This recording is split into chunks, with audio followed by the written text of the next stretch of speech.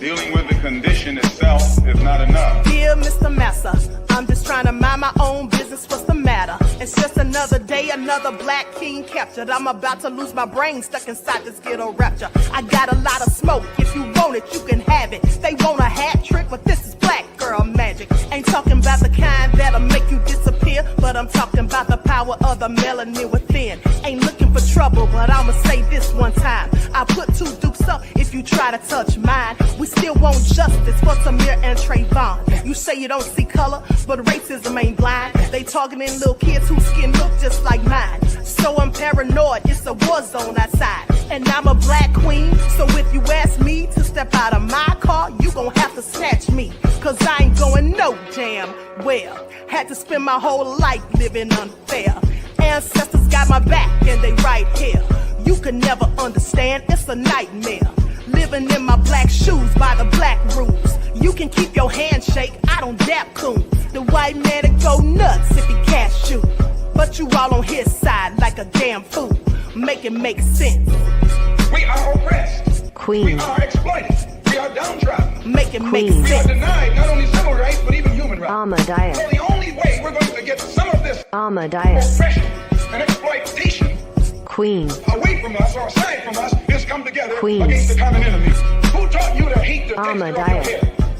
Who taught you to hate the color of your skin? Ahmadiyyah. Parents, pay attention to the books, the school system, even to your little children. Lies mixed with wisdom. His skin too bright, so he was blind to the prison. My skin just right, so I collide with division. You trying to pray to God, but we tired of religion. No savior saving, we got to save our savings. We used to pay miss, how we gon' make the slave rich? But who's to blame, and tell me why you complaining? We need a team effort just to rule the nation. Like a bad relationship, missing communication. We missing moderation. They're trying to get a poison to my population. No reparations. I'm getting tired of Satan. We are oppressed. I'm Queen. getting tired of waiting. We are downtrodden. Queen. We are denied not only civil rights, but even human rights. Ahmadiyyah. So the only way we're going to get some of this Ahmadiyyah. oppression and exploitation. Queen. All right. Hello, everyone. Grand Rising. Thanks for tuning back in once again to the original Queen Ahmadiyyah Shakur show. I'm your host, Queen Ahmadiyyah Shakur, and this is your morning wake-up call. So as you're coming in, please feel free to go ahead and subscribe to the channel if you haven't done so. Be sure to click that notification bell and click the word all so you're notified each time Queen Goddess goes live. Okay, so let's get ready to get back into it. Before we do, as per usual, let's have a brief word from my sponsor at 12 Tribes. Hey, Reggie, Claudette, Pearlie. All right, let's get into it. Dangerous. G from the lead is in the virtual building. All right. Terry Hinton is here. Okay, Mel, I see you, beloved. All right. So shout out to all of my loyal royals and everyone tuned into the Queen. Let's get this party started, Chris B. Measured Man, Leon. All right, one box. Okay, so with that all being said, and without further ado, let's have a brief word. Here we go. Do not buy 12 Tribes on Earth hair growth oil and hair magic elixir unless you want super healthy, gorgeous hair that grows. They have a whole line of amazing hair growth products, including hair growth leave-in conditioner spray, hair growth shampoo, hair growth spray, and hair growth butter. I'm starting to sense a theme here. They include quality natural ingredients. They smell amazing, and you can see the results for yourself. So if you're looking for healthy hair growth for your natural or relaxed hair, try 12 Tribes on Earth today.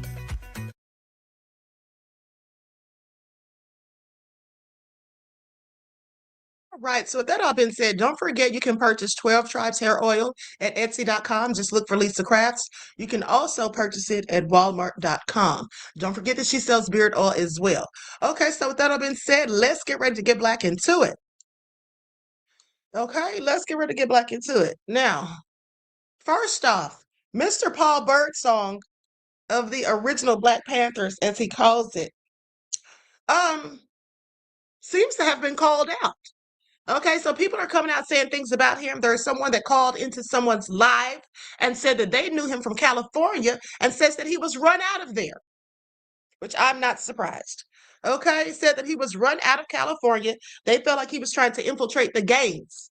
Okay, so also I noticed that something that he said. Remember that comment he said about ICE and putting a hole in their chest the size of a window if they run up on him? Well, now he's walking that back and acting like that's not what he actually said, saying that the video was cut and sliced. I want y'all to pay attention. Frauds. That's right, Deronda. Fraud today. Okay. And then you have some of these young people. There was one young man who looked like he was maybe no older than about 26, maybe 25, somewhere around there. And he was just going off saying, y'all need to stop saying they're frauds. Crabs in a barrel. Y'all need to stop having this crabs in a barrel mentality. The older people are so jealous of the young people because we have more knowledge and information out here. First of all, that's so ridiculous because knowledge and information is obtainable to anyone that has a computer or even a cell phone. So that makes no sense. I don't know why some of these young people think older people are envious of them. Okay, half of them don't have anything going for themselves. Okay, this young man, I wonder if he's in college, if he's doing anything productive. Is he doing anything in his community? But he was very upset. And, I told him that, son, you're still wet behind the ears. Okay, why would older people be jealous of you young people? We've already established ourselves and have careers. With that all being said, I said, you need to go get a book and read and do some research because you clearly don't know what you're talking about. Okay? Clearly didn't know what he's talking about. He's just going in and, sir, proceed with caution. It always sounds good when somebody who's talking this revolutionary stuff comes out onto the scene, but you can't just jump, all willy-nilly on the bandwagon. Okay, so anyway, that's right.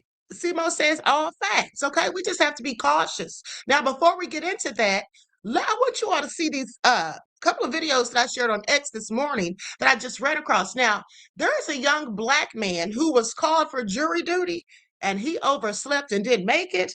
And honey, the consequences of that. Okay, so I want you all to see this. Now, likes up, everyone, please like and share. Thank you in advance. I'm going to go to the clip.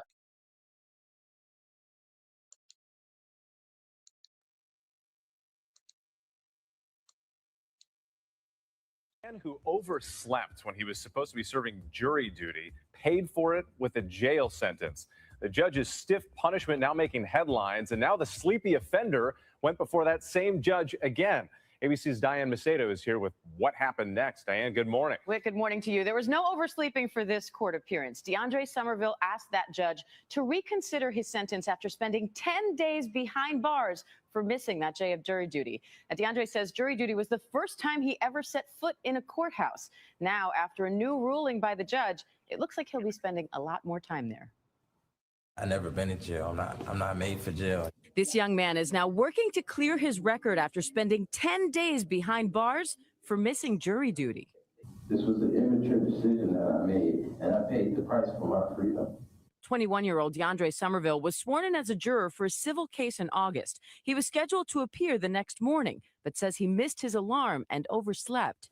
Rather than heading to the courthouse or alerting the bailiff, Somerville went to work, not knowing there would be major repercussions. A few days later, he was served with a summons and appeared before a judge. The presiding judge, John Kastronakis, said Somerville's absence delayed the trial by 45 minutes. The judge originally sentenced Somerville to 10 days behind bars, 1 year of probation, 150 hours of community service, and a $223 fine. He made the decision himself that it wasn't important for him to come back to court. But Judge Kastronakis is now reducing the probation to 3 months. Somerville's mother says she's relieved at the decision. So I'm glad that everything was lessened.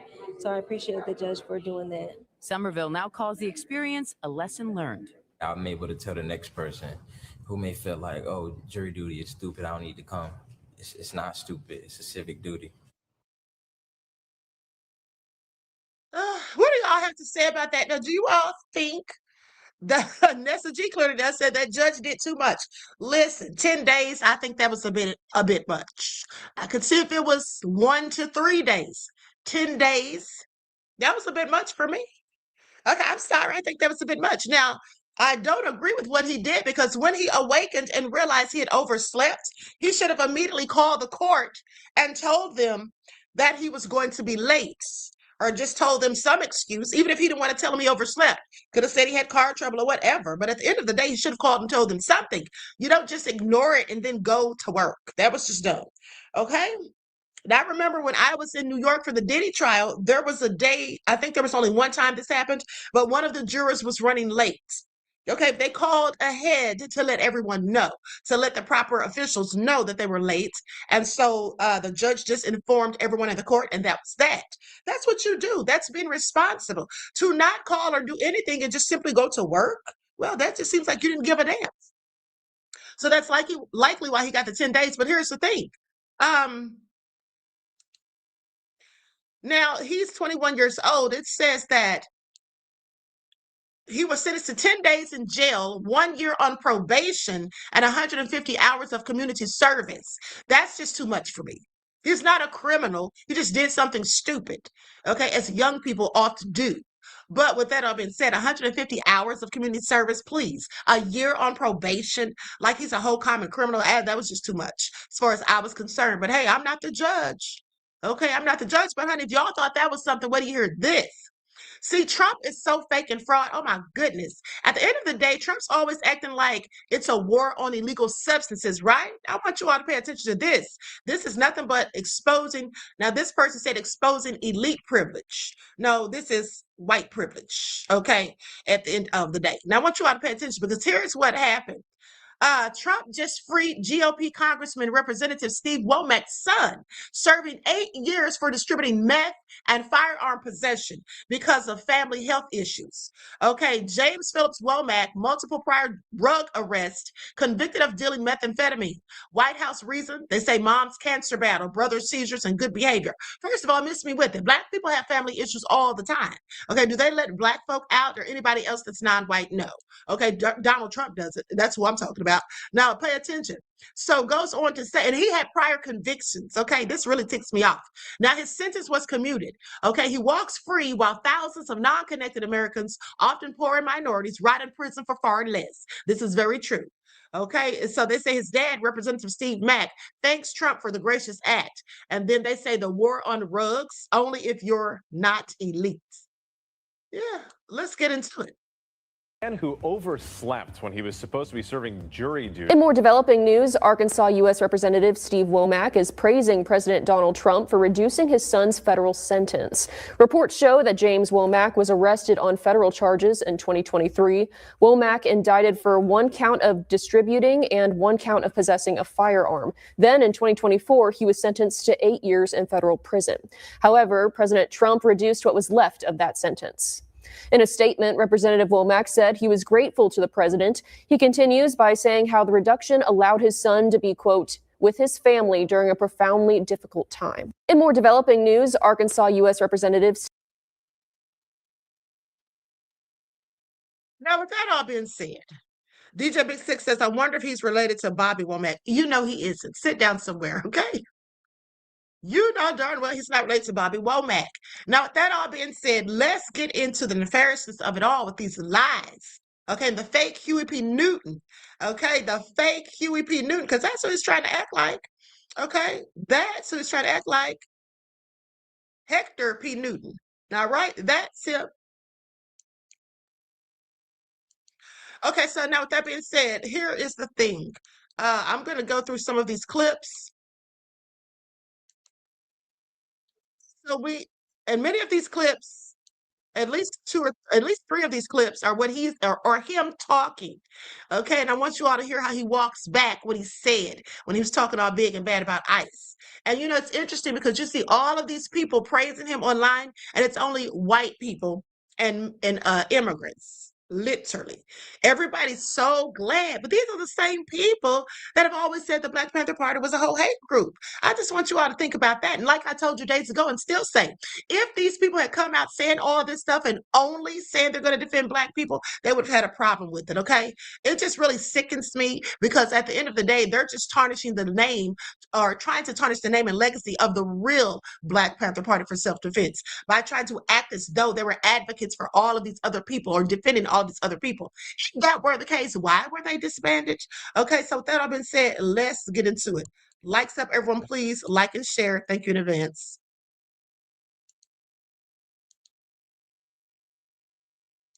cosplaying Black revolutionary leaders from the past and just be yourself, because this guy, Paul Birdsong, is now trying to reintroduce the Black Panther Party, and it's just not hitting for me. Whether it's Paul Birdsong or all the people online trying to mimic Malcolm X and be the 2.0 version of him, it's like you are never going to repeat that.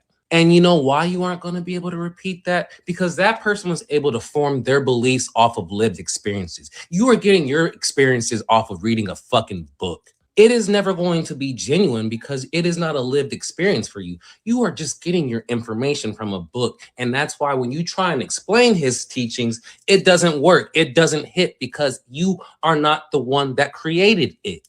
And it's like the people that you hate, like me or others, that make their opinion based off their lived experience. That is why you hate us. You go and have to read a new chapter to get your opinion. We have to go through our lived experience. So like I said, whether it's Paul Birdsong trying to be the Black Panther Party or all you people online trying to be Malcolm X 2.0, you are never going to recreate that magic because they created that magic off of their lived experience. And you read a fucking book.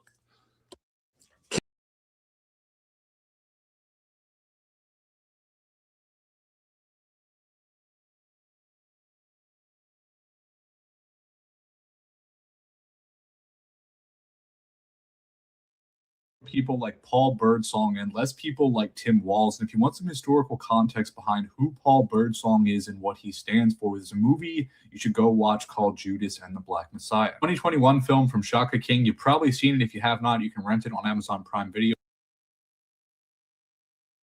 The irony of it, we literally have white people and Hispanics and all of that trying to school people about the Black Panther Party. Ha! When have you ever heard this again? Let's continue. It tells the story of Fred Hampton and Bill O'Neill. Daniel Kaluuya plays Fred Hampton. Keith Stanfield plays Bill O'Neill, who was the inside man for the FBI in the Chicago Black Panthers. They would use to get close to Fred so they could drug him and then murder him while he slept next to his pregnant partner. The U.S. government, specifically the FBI, specifically Hoover, was terrified of the idea of the Black Messiah. That's one of the reasons they kept murdering or being involved with the murder of influential Black men in the 60s and 70s. See, Fred Hampton was not just fighting for civil rights for Black men and women. He was also something that was much more dangerous to the government. He was class conscious. He was someone who reached out to other groups and said, hey, be a part of something that is more than just any of us. See, Fred, as a Marxist, was worried about class consciousness. He understood that the actual battle was between the haves and the have-nots. He created the Rainbow Coalition, which combined the power of the Illinois Black Panthers with the Young Lords, who were Puerto Rican in Chicago, and also the Young Patriots, who were white, poor Southerners. This right here is terrifying to the powers that be. It is people putting aside their differences,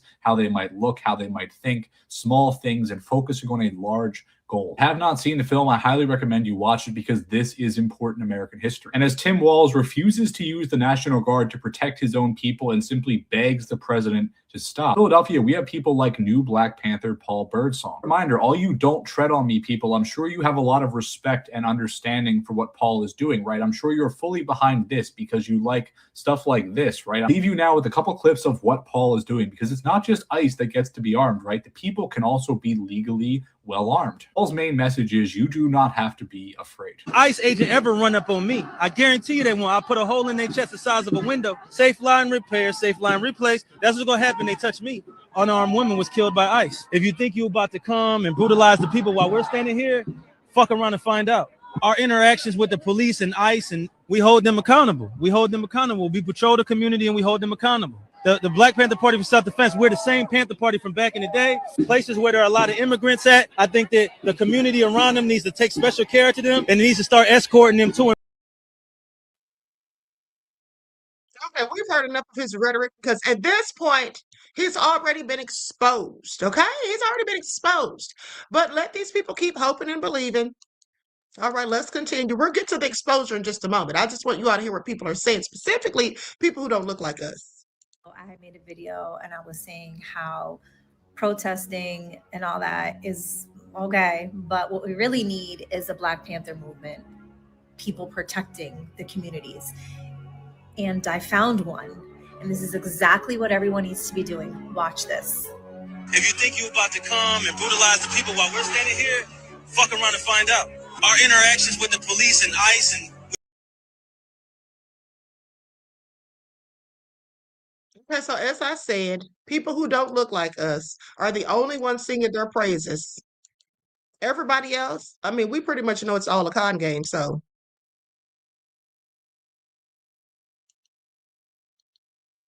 ICE agent ever run up on me, I guarantee you they won't. I'll put a hole in their chest the size of a window. Safe line repair, safe line. Now I want you to look at how Karen is grinning. This is the same woman that will walk up to a person who looks like me and want to know why you're in a building where she lives. Or do you stay here? Who are you here to see? Can I see your identification? Okay, please pay attention. All right, Reggie, thank you so much for your contribution to the channel, beloved. I appreciate you. Peace, love, and blessings. Now I'm going to fast forward because I really don't need to keep hearing what he's saying. ICE, and we hold them accountable. The community around them needs to talk like that. Is wondering, get more of these. Can we get more of that energy, please? Because damn. Is there a Boston chapter? Just wondering, because I'll like donate. If you don't follow, I'm gonna tag this man below. His account is much bigger on the other app, and they have another account as well that shares their content. Listening to this man speak, it's like the antidote to that last video I posted, basically. Powerful in multiple ways. So check them out. Absolutely deplorable, in my opinion. Metro Man says, how the F you gonna tell us we need a Black Panther movement? Shut the F up. Sorry, we ain't buying it. Okay, like really?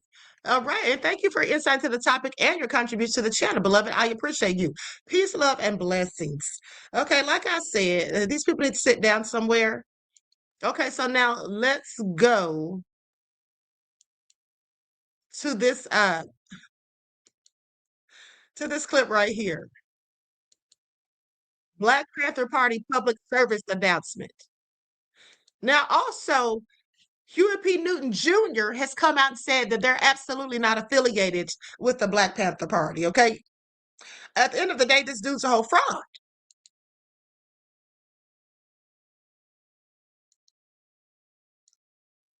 Panther Party for Self-Defense, and on behalf of the Black Panther Party for Self-Defense and every revolutionary nationwide that agrees with this cause, I want to first, I'm telling all my comrades, every Black Panther out there, we're going to stop calling the pigs pigs, and we're going to refer to them by their actual name. We're going to call them the slave catchers. So when you confront the slave catchers, call them slave catchers. When you address the slave catchers, call them slave catchers. From now on, the only way we refer to the pigs, the Black Panther Party for Self-Defense, is we call them slave catchers.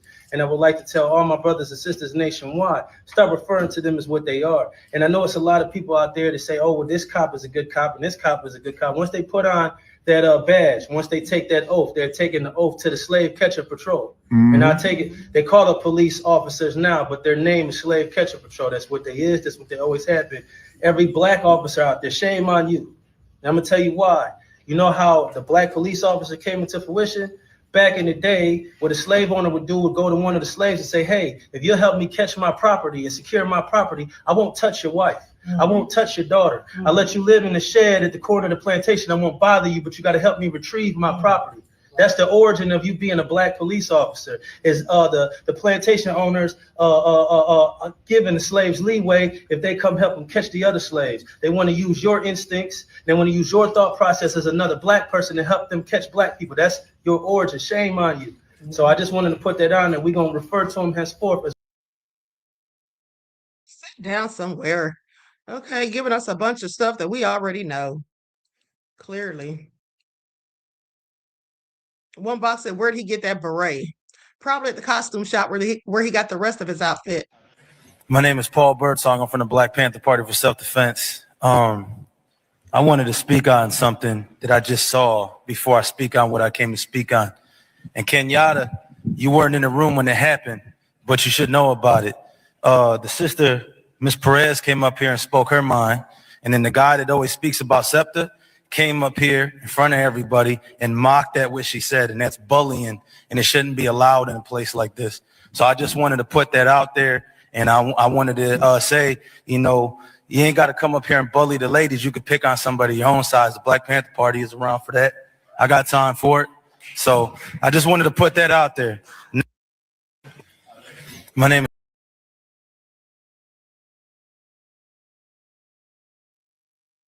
is All right. Now, with that all being said, beloveds, let's go to the video where he's clearly backtracking what he said about ICE. Okay.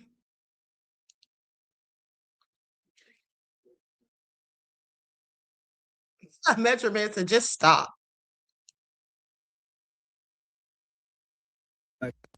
All power to the people. Chairman Paul Birdsong from the Black Panther Party.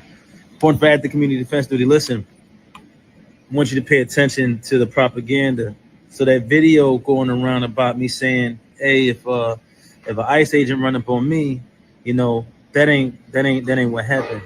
If you look at the video, you see I'm talking, and then he cuts to another scene, you know, instead of showing me talking straight through because it was chopped and spliced. So what I said was, if an ICE agent run up on me, whatever force they use against me, I'm gonna use equal force to defend myself. Ain't nobody taking me nowhere or doing nothing to me. Then after that, I said, anybody runs up on me, anybody tries to do anything to me, I put a hole in the size of a window. Safe light repair, safe light. Now he knows damn well he didn't say anybody. He said ICE. Didn't he say ICE? He said ICE. What the hell is he talking about? Chopped and spliced. Y'all see how he's walking it back? Okay, because clearly his handlers told him that made it too obvious. You can't be just out here issuing threats. They're going to know, and if you're not getting arrested, they told him something. Now he's backsliding. That's right, Hollywood. Okay, backsliding. Please, so fake and fraud. Woe be to ye who believe this clown. Place, because I ain't nobody's victim. Now, I meant everything that I said, but the way they put it together, it sounds like I'm just making a threat, you know what I'm saying, to ICE, you know what I'm saying? And I don't know if the dude knew what he was doing necessarily, like he was purposely trying to make it seem like I said something like that, or if he was like, you know, he was just putting it together because he thought it sounded good, you know what I'm saying? But, you know, that goes for anybody, though. You know, anybody that means harm towards any black man, woman, or child, anybody that means harm towards me, I'm going to shoot you. You know what I'm saying? So, you know, I'm not specifically threatening anybody, but I will say about ICE, I was born here on this continent, and my dad and his dad and his dad and his dad, and my mom and her mom and their mom and her mom. So my people from this continent, right? So if somebody run up on me trying to take me somewhere else, I am going to shoot them. The reason being, because I have the right to defend myself, and there's nobody who can legally deport me to somewhere else that I wasn't born in. You know what I'm saying? I'm a citizen of this continent, right? And my people were citizens of this continent before the colonizers came over here. So you're not going to ship me nowhere. So at that point, you would be trying to kidnap me, right? And I will kill anybody who tries to kidnap me. I don't care what you call yourself. So, you know, however you want to take it, you know what I'm saying? And I'm going to tell everybody out there, if somebody tries to kidnap you, shoot them. You know what I'm saying? You know, if you get legally arrested for something you did, I can't really say nothing. You know, if you went to a country, no matter what country you were in illegally, and they find out and they deport you, that's on you. But if somebody literally legally tries to grab you and take you somewhere, that's kidnapping. You ain't got to let nobody kidnap you. You better lay their ass out. More power to the And now I want you all to pay attention how he walked that ish back. So now explain, what is his purpose? He literally is now saying that if you're in any country and you're there illegally, that's on you. But sir, I thought you were going to protect and defend people from ICE. ICE, baby. Isn't that what he said? Isn't that what he said? Now he's walking it all back. Please make it all make sense. You literally just sat here and told everybody that you're going to protect and defend people from ICE. Okay, they better not run up on you. All right, now he's saying, oh, you know, not if it's legally, you know, law enforcement, but if it's somebody, you know, just trying to kidnap you, shoot them. Oh, now, so if kidnappers, why would we need him to come out and do a PSA about people getting kidnapped?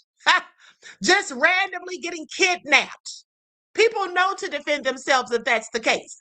This man was clearly talking about ICE, and now he has changed his tune. I want y'all to pay attention. Fakes and fraud.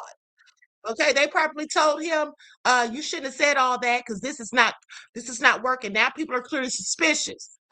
Okay, please pay attention. Now, with that all being said, let's go to this next clip. This is where he reminds me of Grandmaster Jay, when Grandmaster Jay was standing outside in the video I showed y'all yesterday and he took off the Black Lives Matter shirt and put on All Lives Matter, how he was out there talking on the microphone. Okay, this looks like a page from that handbook. Obama didn't do nothing. No. Right? No. Biden said he was going to do police reform. He didn't do nothing. He just snuck in laws to disarm us. Right? And now Trump is giving them immunity. Right? So what are we going to do about it? Are we going to continue to be their victims? No. I didn't come here to give you a message of peace. I came here to tell you to fight. You hear me? Fight back. All power to the people.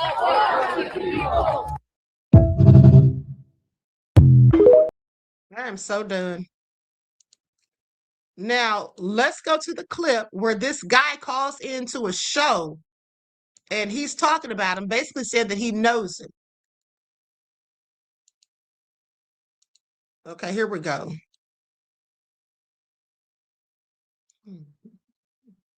Guarantee you that when I put a hole in their chest the size of a window, safe line repair, safe line replace, that's what's going to happen. They touch me. Unarmed woman was killed by ICE. If you think you're about to come and brutalize the people while we're standing here, I said call them. I don't answer questions. Call them. And I got my gun license and my driver's license in my hand. So stay 8 feet from me and don't talk to me no more. I'll tell you about this dude's history from what I know since 2017. So watch this. Okay. He came, we chased him out of California years ago. He tried to infiltrate the Pirus in Compton. I got pictures and all of that. Matter of fact, I put it in your inbox and his paperwork of him being he got convicted of, SO. He's a offender.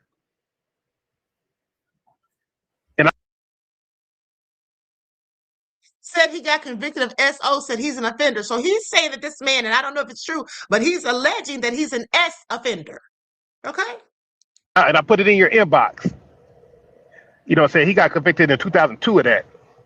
But anyway, yeah, he tried to infiltrate the Pirus in Compton. And how he did it. Now, what is that again? What you said the Piru? What is that? That's a gang in Compton. Oh, okay. It's like you got Crips, Bloods, Pirus. So you have Piru Street in Compton, and it's like a big gang in Compton. So he basically just came out of nowhere like he did now. Okay. And one of the OGs from there, he was on dope real bad. So well, we believe that Paul, I call him Paulie, that's what I know him by, was paying him. And basically telling the homies to vouch for him. Like he really, you know what I'm saying? And so, the homie King Babalu, rest in peace, he just passed away last year. Out of respect, homies just kind of like, they let Small Paul make it. See, we know him as Paulie, Small Paul. Then he started calling himself Little AC.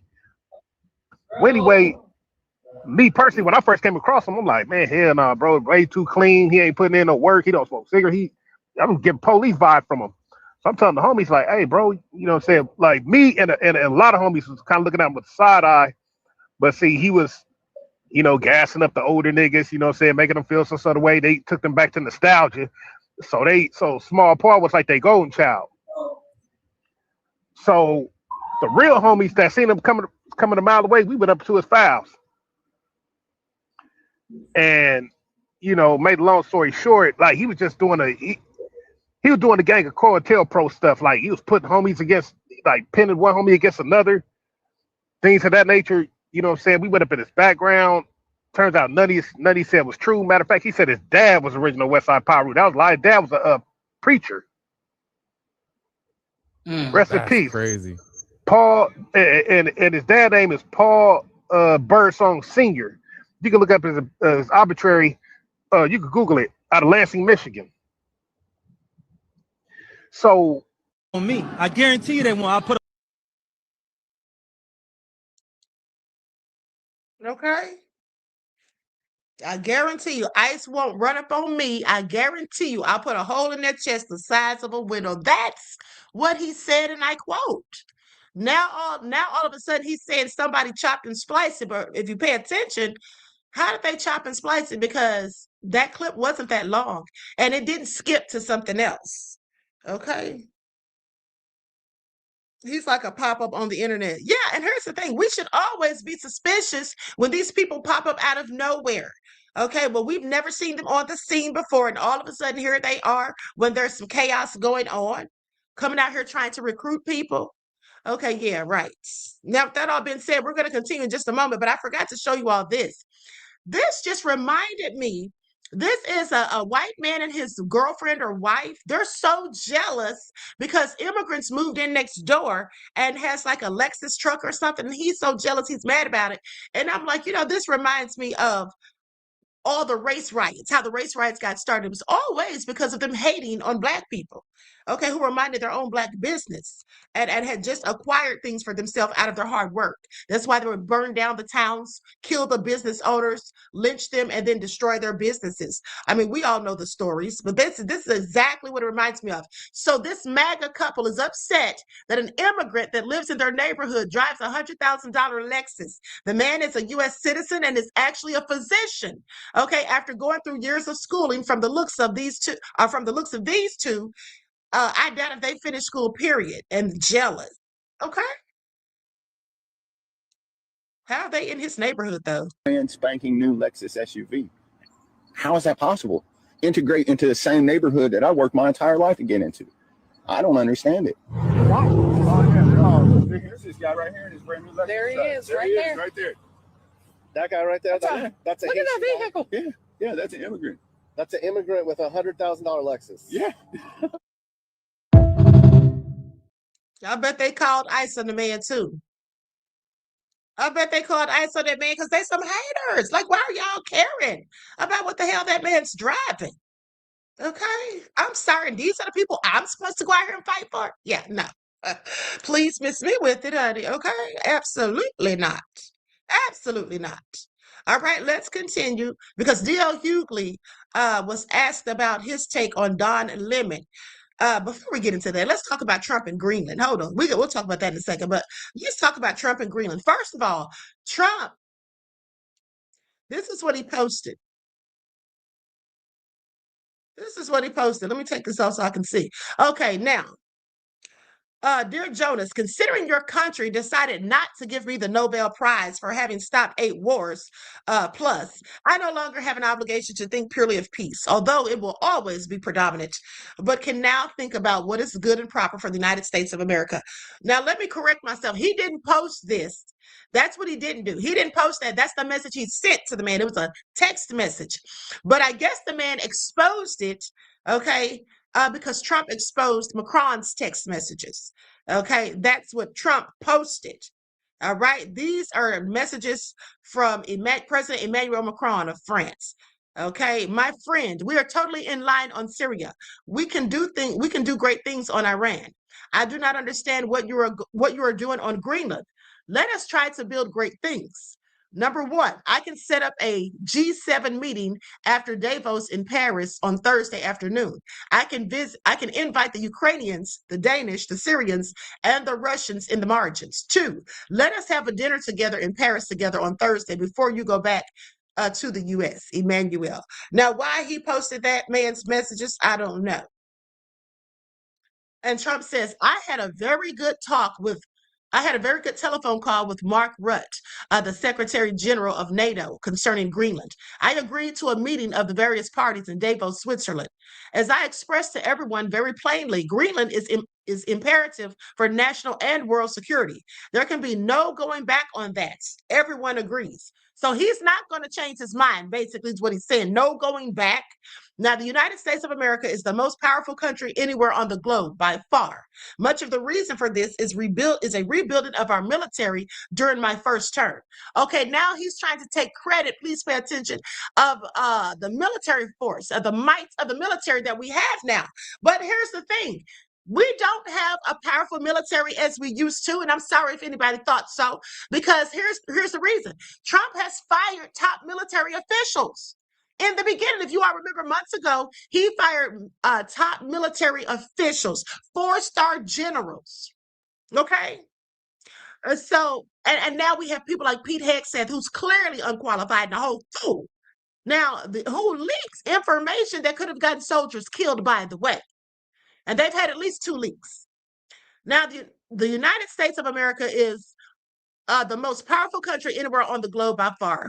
Okay, okay. We are the only power that can ensure peace throughout the world, and it is done quite simply through strength. President Donald J. Trump. Then he posted this, because that's what he plans to do clearly. Okay, and of course, that's an AI-generated picture. Listen, what I find so ironic about Hegseth leaking that information is because, do you all know that Hegseth had them to raid a journalist's home because he felt like someone had given her some information that he clearly didn't want her to have. That information was leaked to her. Okay, and with that all been said, so you're going to have agents come and raid a person's home because you think they know something you don't want them to know? Make that make sense. Make that make sense. Let's continue. Likes up, everyone, please like and share. Okay, so now they have a planned walkout for today. Did you all know that? Once in the chat if you knew that they have a planned walkout today, because this is Trump's full year in office, and they were asking, people what they thought about it. Most people said it's been chaos, nothing but a bunch of BS has happened and whatnot. And so some people have said that they're going to participate in a walkout for protest. They're going to be walking out of schools, walking off their jobs, and all of these things. Now, meanwhile, Denmark issued another warning to the United States. Let's get into that, about Trump's obsession with Greenland.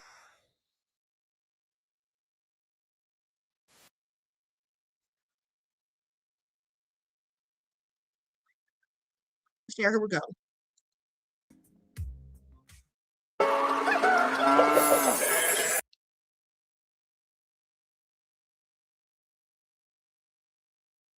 He says are private messages from European leaders concerned over his threats to annex Greenland. The message from French President Emmanuel Macron: I do not understand what you are doing on Greenland. NATO. Skip past that because I already read it.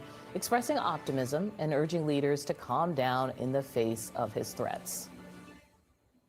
I don't think they're going to push back too much. Look, we have to have it. They have to have this done. They can't protect it. We've always been able to work through our differences calmly as friends. We will continue to do that. I want to assure you this morning that that is still the case. Calm down the hysteria. Take a deep breath. But Denmark has a strong warning for the president. We will, of course, defend Greenland. If there is an invasion by American troops, it would be a war, and we would be fighting against each other. We know that the Americans are stronger than us, and you have a much stronger military than ours, but it is our duty to defend our land and our people. Joining me now in the group chat, Zach Wolf, CNN politics senior writer, Chuck Rocha, Democratic strategist and former senior advisor to the Bernie Sanders presidential campaigns, and Kristen Soltis Anderson, CNN political commentator and Republican strategist and pollster. So a couple developments this morning. I believe that Mike Johnson actually addressed the UK Parliament, vowing to calm tensions. I want to play this for you because he also went on Nigel Farage's show and was asked directly about the pursuit of Greenland and what Trump is doing. And Farage is, of course, known as being an ally of Trump. So here's what happened. This is the biggest fracture in our relationship between our two countries since Suez in 1956. This is serious. And you're here about to speak before Parliament. I mean, is there nothing that can be done here? Well, I'm here to encourage our friends and calm the situation. Look, I think we're going to get beyond this little rift. I don't think it's a threat to NATO or to this special relationship that we have in the long run. which kind of flies against these texts that have been released. What did you notice in the text? Well, first of all, Mike Johnson, little rift, he sounds completely different than the president on Right. this. And so does Bessent. Yeah, I mean, they are saying something completely different. In those text messages, I thought it was interesting. Why would Trump release these? They were showing the little rift that Mike Johnson was talking about. They also kind of showed, and maybe this is what he was trying to do, the sort of deference that the world leaders are showing him. Macron, let's do dinner on Thursday and talk this out, kind of a thing. So Trump is showing that they're still being nice to him and coming to him. But that was a head scratcher. Like, yeah, what is he at? Well, it shows them, I think, Macron, who actually has spoken quite strongly, saying that, hey, maybe Europe should use its own economic nuclear option to kind of go after the U.S. What do you guys see in how this is playing out now that they've actually landed in Europe and actually have to have these conversations face to face, Kristen? I mean, to me, it is baffling on a number of levels. It's deeply unpopular. It's even not that popular with Trump's own base, the idea of engaging in military activity in Greenland. But what it really is, I think, is Donald Trump, his real estate guy, I want to acquire territory and assets, is coming out in full force. I think he thinks that these like tough mafia style tactics are how you negotiate a better deal. But I'm really glad to see that at least right now, I mean, this in some ways feels a little reminiscent of Trump's first term, when he would say and do things and there were like a number of adults in the room that would be like, let's maybe not do that. We actually haven't seen as much of that this term. The adults, or well, the attempt from within his own party, his own cabinet to try to constrain or contain him. And that's what this feels like. They are realizing this one is way too far. And the American electorate coming up less than a year from the midterms are kind of where Macron is. They kind of would understand Venezuela. A dictator seems bad. Taking rid of a dictator seems okay. Maybe Iran seems bad. Seems Iran has done bad things before. But Greenland? Yeah, that's where the American public is. The CNN polling was showing that independents, something like 82% oppose the Greenland conversation. And we're not talking about gas and groceries and regular things as we move towards the summer. I want to play one more thing for you. Don Bacon, who's been on a roll since, he's in a YOLO situation. He was saying that he is, of course, very against this. And here's how far he went. We can't hire you right now, but we'll keep you in mind. You'll keep me in mind. It's a good day for a good deal at Outback. Get down under favourites like the Aussie 3-course starting at $14.99. Any reason is a good reason to celebrate at Outback. So, according to the University of Delaware, people with an IQ of 115 and above can. One way or the other way, whether it's even a Republican control or if it's Democrat control after November, I think it would lead to impeachment. I think it's invading ally, to me, is a high crime and misdemeanor. And we have a treaty. We have the NATO agreement and it would be basically severing this whole agreement and invading an ally, a democracy. It's immoral. It's wrong. I guess he's just saying it on the way out. I just want to say something quick before folks give commentary on this so everybody at home understands who Don Bacon is. There's only 3 congressional races in America that a Republican currently occupies that Kamala Harris won, and this guy's in one of them, and he's retiring. Joining us now live from Paris is CNN senior international correspondent Melissa Bell. Melissa, give us a sense of what the dialogue appears to be between Trump and Macron. It seems that that relationship is souring. That's right. First of all, the idea of that meeting tomorrow in Davos, Rahel, of the American president with a number of those European leaders involved in the defense of Greenland promises to be pretty frosty. And wouldn't you love to be in a corner of that room to hear the tone? Because in the meantime, there is no suggestion that either side is backing down of the question of the future of Greenland, nor of the question of tariffs and retaliatory tariffs on the part of the Europeans. Instead, what you've had is this war of words this morning between the French and American presidents. Long gone are the days of the bromance. It seems it isn't simply on the question of Greenland and the tariffs and the countermeasures being prepared by Europe, but on the question of the Council for Peace, that you'll remember President Trump sent invitations out to 60 or so world leaders over the course of the weekend to try and oversee the reconstruction of Gaza, but in a sort of enlarged format, that it would see it sort of rival the UN in terms of its ability to try and ensure peace in different parts of the world. We understand that the French president, amongst others, have declined the invitation to join this Board of Peace, an invitation invitation, by the way, also extended to the Russian president. In response to that, you heard the American president threaten the French with 200% tariffs on their wines and champagne. So no suggestion that these threats of tariffs being used as a tool for international diplomacy is going anywhere, nor indeed that you can expect the European response to be anything other than frosty by the time the leaders meet tomorrow in Davos. On the question of Greenland, what we're seeing is a reinforcement of troops on the part of the Danes, largely symbolic, but certainly as a strong signal to Washington that Europeans intend to stand firm on the future of the Arctic island.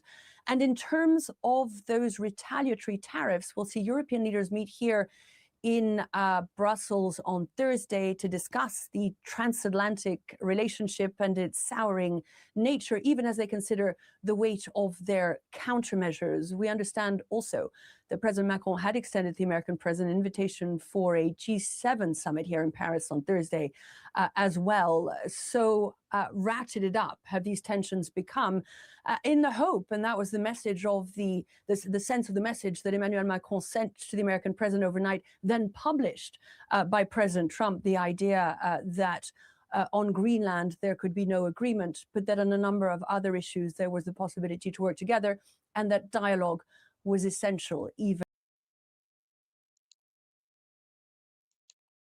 Okay, Trump is just very problematic. Now, the fact that he posted President Macron's text messages, in my opinion, is going to make other world leaders or other politicians from different countries not want to or be very careful of what they send to him or what they say to him in messages or even on the phone.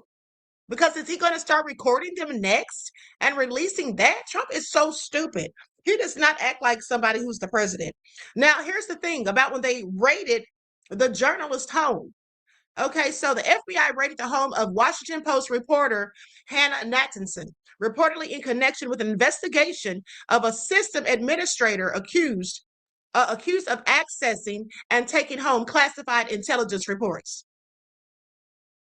So they say this is an alarming escalation in the Trump administration's multi-pronged war on press freedom. And look at how he's doing Don Lemon. See, what you all need to pay attention to is they're literally attacking the press. Anyone that's in the, any reporters that don't go along with the narrative. In other words, anybody other than Fox News and CBS. Okay, because CBS has clearly kissed the ring of Donald Trump. All right, we knew that when they just went ahead settled with him for a lawsuit that they clearly knew Trump wouldn't win. Okay, and then Fox News, we already know how they think. But so he's just attacking the press. Okay, so anyway, goes on to say that the Department of Justice and the judge who approved this outrageous warrant is either ignoring or distorting the Privacy Protection Act, which bars law enforcement from raiding newsrooms and reporters to search for evidence of alleged crimes by others, with very few inapplicable exceptions. Now, the government has said that Nathanson is not under investigation, nor should she be for simply reporting information that was provided to her by sources. So here's the thing. Now, we know that reporters don't often give up their sources depending on what type of information they've obtained. So the government should not be able to just have somebody come in and raid their homes to find out who the sources are, especially if it's nothing that the person has done that's illegal. That is my opinion. Now, even the Trump's DOJ guidelines on searching reporters' source materials, which were weakened from prior guidelines based on the administration's proven lies, about fake news, that makes clear that it's a last resort for rare emergencies only. Now, the administration may now be in possession of volumes of journalist communications having nothing to do with any pending investigation. Okay, and if investigators are able to access them, we have zero faith that they will respect journalist source confidentiality. See, that's a problem. But this is what this devil has going on here. But meanwhile, let me just tell you something. Pam Bondi pretty much looked like she wanted to break down and cry, about the Epstein stuff when they were asking her about it. And I pretty much think that she's going to go to jail. Okay, I think she's going to eventually go to jail. Let's go to this. Hold on. Is this the video I'm looking for? Hold on, beloveds. No, yeah, we'll go to this one. Okay, this is someone that did report on the journalists being raided. Then we're going to go to Pam Bondi because Trump threw her under the bus again. That isn't the first time. By the FBI. The FBI confiscated 2 laptops, her cell phone, and a couple other items, though they claim that she is not in any kind of trouble. It's not about her. It's just about the things that may have been told to her. And Pam Bondi said that this investigation was launched at the request of the Pentagon, with Pete Hegseth claiming that he was afraid a Pentagon contractor was maybe giving classified or illegal to obtain information to this journalist. Now, you also remember that Pete Hegseth kicked all of the media out of the Pentagon that would not sign his loyalty pledge. He wanted news organizations to sign a pledge saying that they would only report information that he himself had cleared for them to be given access to, which is just not how journalism works. This is of grave concern. No matter which side of the aisle you're on, raiding a journalist's house because you think that she may have source material that you don't want her to have is just not a normal thing to do. However you feel about that, I just want you to remember that on January 14th, the Pentagon requested that the Department of Justice raid a journalist's home and confiscate her computers and cell phones because they thought she might have source information. And not to mention, like I said, let's not forget when Pete Hegseth himself leaked very important information. But now he's worried about what someone else did. And Trump had those confidential documents at Mar-a-Lago when he left office last time, remember? Pam Bondi panics.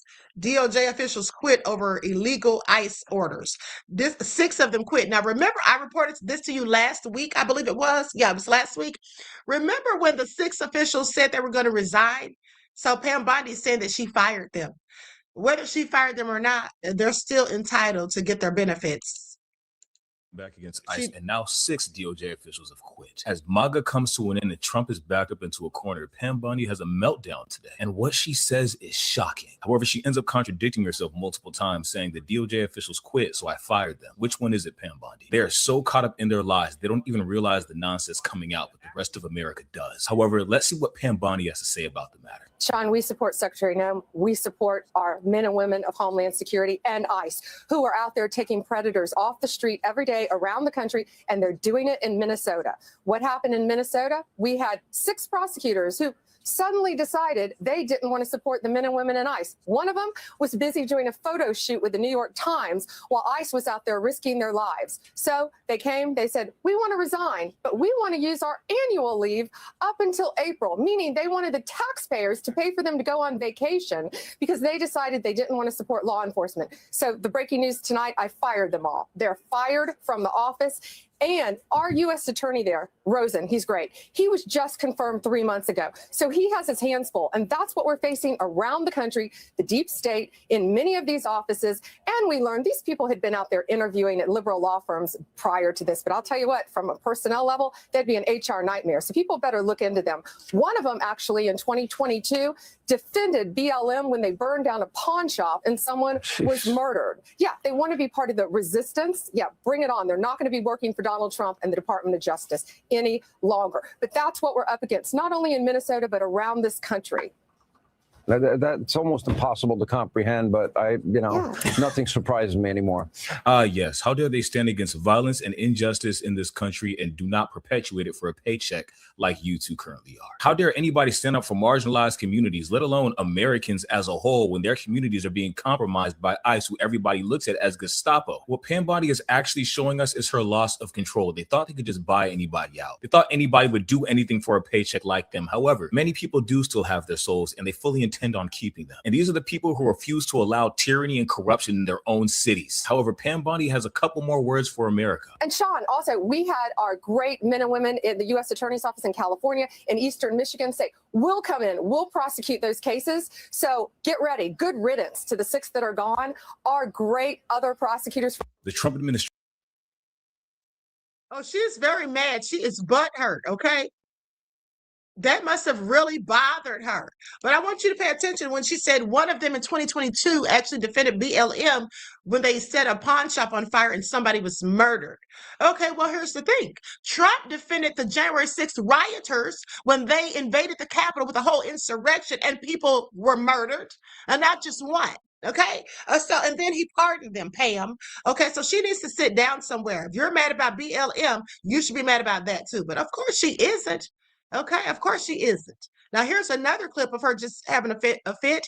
And also it has been alleged that she works for Israel. We're going to get into that because what is she doing there for a conference? Telling them about what's going on here. This year saying that the files would not release, mentioned the fact that the review of the documents and the evidence did not suggest that any additional investigation of third parties was warranted. What changed since then that you launched this investigation? Information that has come for information. There's information new information, additional information, and again, we will continue.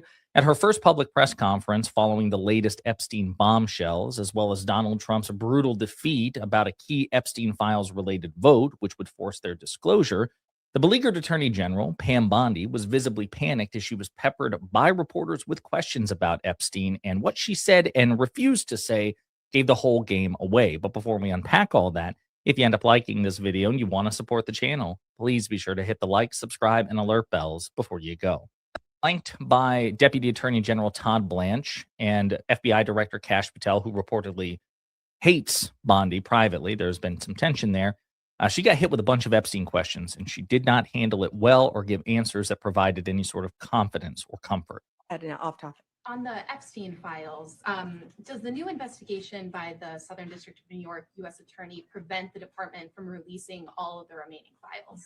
So we have released over 33,000 Epstein documents to the Hill, and we'll continue to follow the law and to have maximum transparency. Also, we will always encourage all victims to come forward. So you can see the look on her face. So Bondi is especially disliked by most people. She's wildly unpopular. A lot of MAGA hate her guts. She comes off so combative and feisty in most situations. Just you should see her recent Senate hearing where she was just like frothing at the mouth, wrathful and rageful to try to impress Donald Trump. But you can see it on her on her face, and you can hear it in her voice. She's scared shitless about this. She knows how precarious her position is. She knows that everybody hates her. She knows that most people think she's incredibly stupid and make fun of her, and she deserves all of that.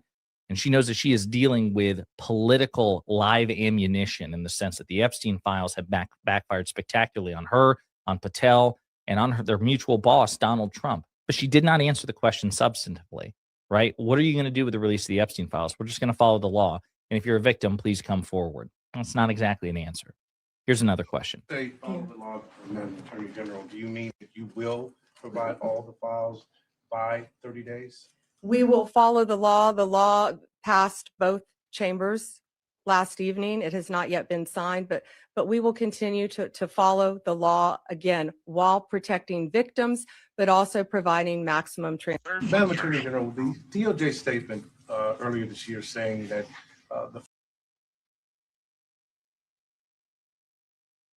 Okay, here's the thing. The thing that I can't stand about Pam Bondi is that she never directly answers questions that are imperative. Okay, important questions, she just refuses to answer them directly. Oh, I'm not going to answer that for you. Or she just says a bunch of BS, word salad. Information. Yeah, we have information. There's more information. There's new information coming out, and we're going to share information. She said information about 5 times and didn't say ish. Okay, now here is Pam Bondi cornered over the Epstein files. She looks clearly pressed in this clip. Okay, she needs to take a sip of water. President Trump. So who gave the order to flag records related to President Trump? To flag records for President Trump? To flag any records which included his name. I'm not going to discuss anything about that with you, Senator. Eventually, you're going to have to answer for your conduct in this. And you won't do it today, but eventually you will. I yield, Mr. Chairman. So who gave the order? Now, here is where she's over at a conference in Israel. Okay, why would she be working for them, or why would she be at a conference telling them what's going on over here? Y'all don't find that suspicious? This to me like a 5-year-old. Why is the attorney general going to an Israeli conference to talk about how she is punishing American citizens for criticizing Israel? Check this out. Under her leadership, the Department of Justice has made combating anti-Semitism a top priority, especially in response to the alarming rise in incidents following October 7. She brings moral clarity, resolve, and an unwavering commitment to justice to this critical fight. Please welcome my friend, the 87th Attorney General of the United States, Pamela Bondi.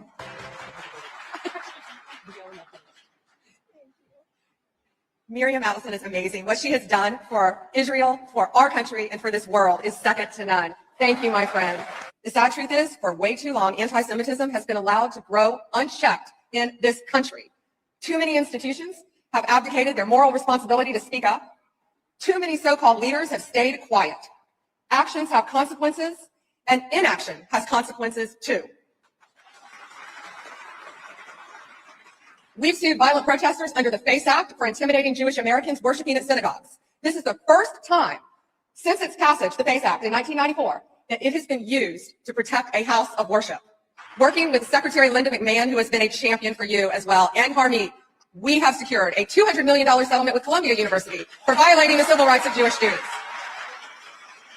and Jewish employees. We've secured a $75 million settlement with Northwestern University for anti-Semitic conduct.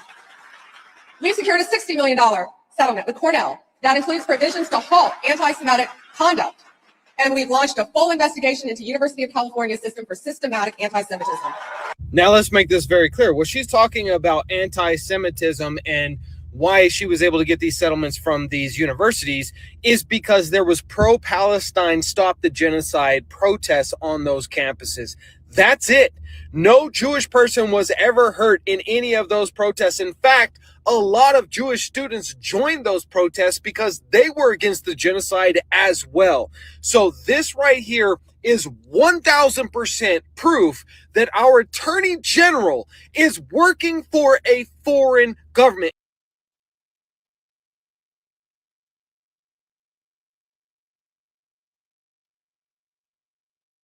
Okay, her and Trump. Okay, so it makes sense to me.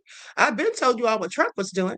Now let's go to the talk about the nationwide walkouts planned as Trump marks 1 year back in office. She's over there telling them how she's punishing U.S. citizens for saying anything about them. Now, I find that very interesting, like I said. Okay, isn't that akin to Tens of treason? thousands of Americans are expected to walk off of their jobs and out of schools to protest President Trump's first year back in office and his policies. News Nation's Ryan Bash joins us from downtown Tampa, where some of those protests are planned for today. And Ryan, today's walkouts are expected across all 50 states. What are demonstrators hoping for here?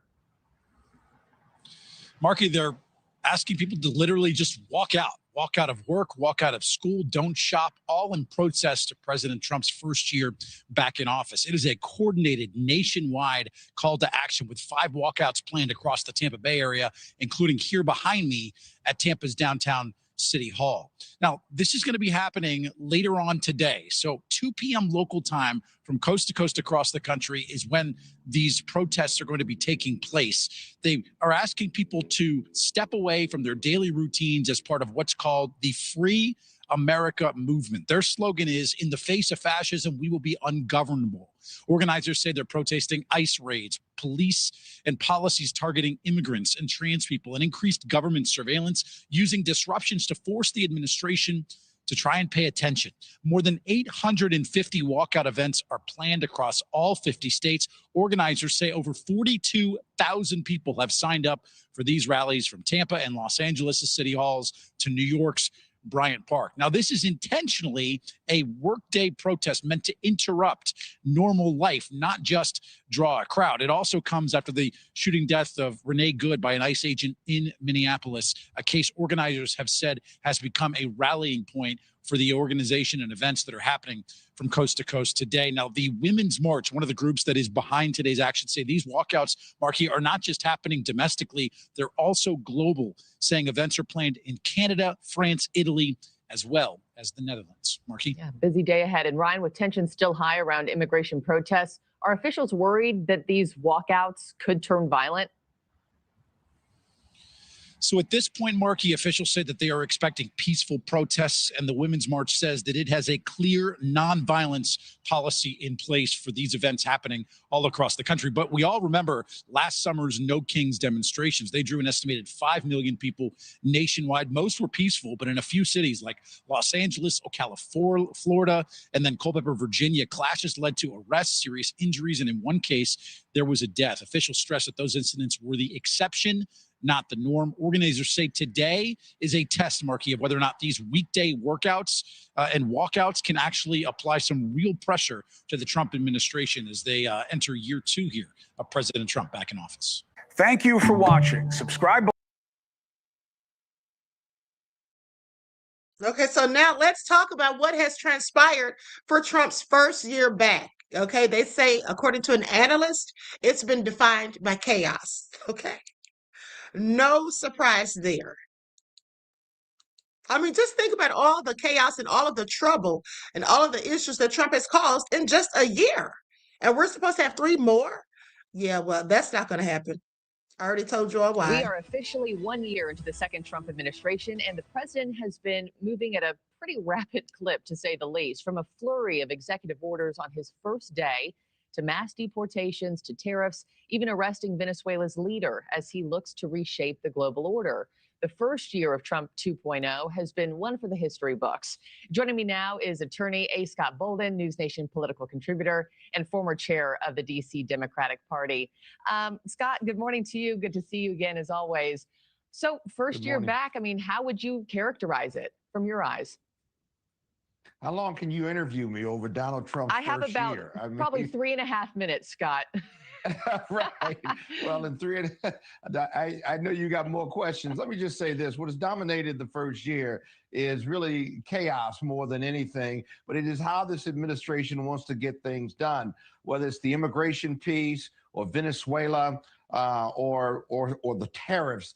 That really is his leadership and where he's gone. And it's not so much what he's done, it's how he's done it. Whether it's the militaristic approach to arresting illegal immigrants or illegal aliens, whether it's the tariffs, everything's with a big splash, everything's with pronouncements on social media, and quite frankly, it has just been pure chaos. Now, have there been some good results? Can you commend him on anything? Well, I think when he goes after criminals with the ICE force and those criminal folks who are here illegal, I think that's a win. I think most Americans wanted him to do that. Now, what he deems as criminals, those who are here waiting for hearings, he's going after those individuals too. And 80%, 70% of Americans don't like the approach. I mean, these are not criminal rapists and murderers and violent people. And the ICE agents are going into these communities, treating everyone as if they are. Majority of them simply are. And the statistics show that. And so most Americans are turning off from that. The other thing is most Americans want him to focus on the economy, which has mixed results at best. Inflation has not moved much at 2.7%, and prices in regard to beef and energy and some of the other categories are all up. And so he has not kept his promise to the American people. At the same time, though, I think America is more feared than anything by its allies and its enemies. We have not solved a lot of wars, I can say that, and I commend the president for that. But beyond that, it's really been a mixed bag more than anything. That's not a win. 60% of Americans believe his first year has been a failure. But heading into the midterms, this is obviously a huge year. What do you think messaging needs to sound like from Democrats? Because obviously just saying we hate him, it's all chaos, didn't win the election in 2024. So what does the messaging from Democrats need to be heading into midterms this year, Scott? Well, it can't be all anti-Trump. They've tried Right. that messaging, and that's failed. He won the 7 swing states, so that's not it. I think the message is we're going to give you an alternative, and that is affordability, a game plan for getting the economy right. And by the way, Trump has driven this negative narrative when it comes to ICE, the shootings in Minnesota, the National Guard and military on the streets of some of our urban centers in blue states. Remind him of that, but you got to give the people hope and a game plan. And that game plan is making America more affordable with new leadership. Congress has to play an active part in that with the Republican on the House and Senate sides, along with the White House. That simply hasn't worked under his leadership. Some wins, but not all. But I think the Democrats have to have a message of economic affordability and then show them the pathway. They'll win the House. Senate's going to be tight, and then they've got to get ready for 2028. What are you looking for in his second year and his final years to follow? Yeah, I think the president is in a rush to get things done because of the midterms. I got that part, but I think most Americans don't want to wake up to more chaos from its leadership. They like wins, but how he goes about it, the bravado and the chaos that comes with how he approaches these issues, I don't think America wants. I would hope that the president, because his economic policies and his international relations issue, without the bravado and without the chaos, have been quite effective, and in most cases are pretty right on these issues. At the same time, though, it's how you get there. You know what I mean? Their bodies on the ground in regard to our allies, even if it's a win going forward. And so I would hope that he would calm down, but I don't have I don't have much. I don't have much anticipation that he's going to change his leadership. Thank you. He isn't. I can tell you that he absolutely isn't. He's not going to change his mind. Now, he's talking about midterms and all of that, but Trump's already trying to rig it. Okay, he's already trying to rig it. Now, Governor Gavin Newsom said Trump is trying to steal at least 20 more seats in Congress. But let's go to this chart. It says, yeah, they're showing this chart to say Trump is about to steal nearly 20 more seats in Congress. The Supreme Court is poised to wipe away the Voting Rights Act of 1965 and eliminate representation for Black and Brown communities across the country. The GOP knows they cannot win. They're threatening governors, rigging maps across the country, and have now recruited the Supreme Court to do their dirty work too. Okay? So let's go to this chart or this map. I mean, he's doing everything because remember, he said he knows that they're cooked if they lose midterms. He's already pretty much said so. Yeah. Now, I want you to see this map, and you don't have to look at it real close, okay?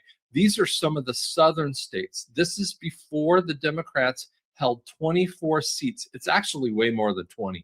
These are some of these seats. And if you notice in Georgia, this little area right here that you can't see very pretty is Atlanta area. This was where Trump lost in 2020. Okay. And this is where and all that we will all win. Do you see how those blue areas will just go right to red or frankly, patriot kind of thing? They're freaking out. And you got to ask the question, why are we doing this in 2025 and not before, in the 2026 midterm? It's because it's all getting fixed. 2020 is getting fixed. Okay. Now, I find it all very interesting. Now, let's talk about the fraud, because remember how Trump and his administration has been going in so hard in the paint, talking about all of this fraud, billions of dollars worth of fraud. And what did I tell you all? I told you all that when there is fraud committed within a company, they usually don't talk about race or ethnicity, like they're saying Somalian fraud. That's not how that works. If fraud is committed within an organization, when it's called out, when it's reported on, and when people are charged or investigated, they always talk about the name of the company.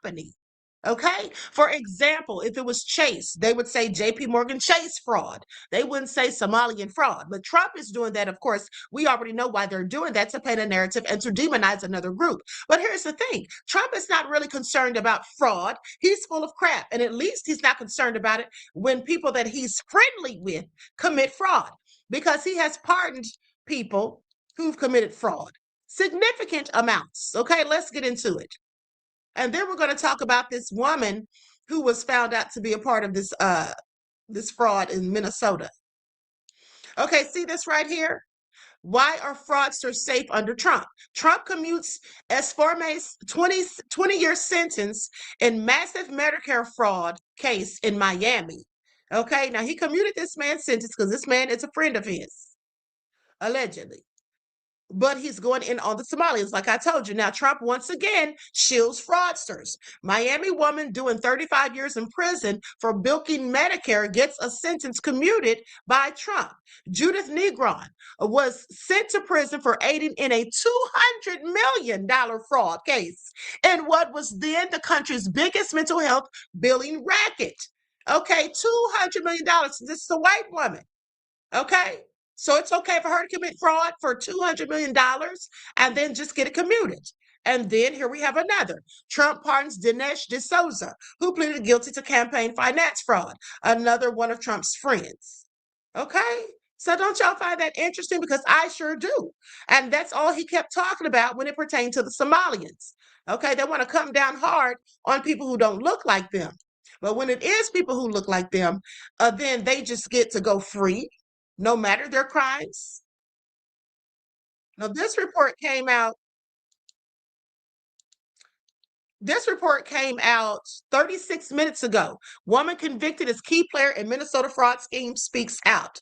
Okay, and this is none other than Amy Bach, the one that I told you I was the head of the whole thing. And she has not been sentenced as of yet, while everybody else who was convicted right along with her has already been sentenced and is sitting in jail or prison.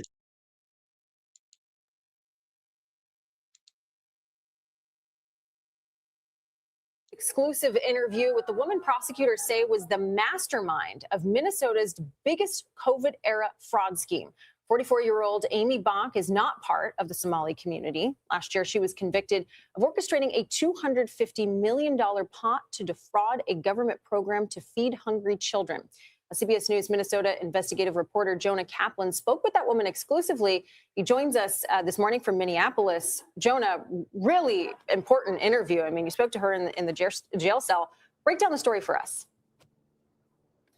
Well, look, Kelly, good morning. And when you think about all that's been going on here in Minneapolis with the surge of all these federal agents. I'm sorry. Retro Gaming said, and didn't he let the Christies out? Yes, he absolutely did, beloved. I had forgotten about that. I reported on it at the time. He sure did let them out because they're white.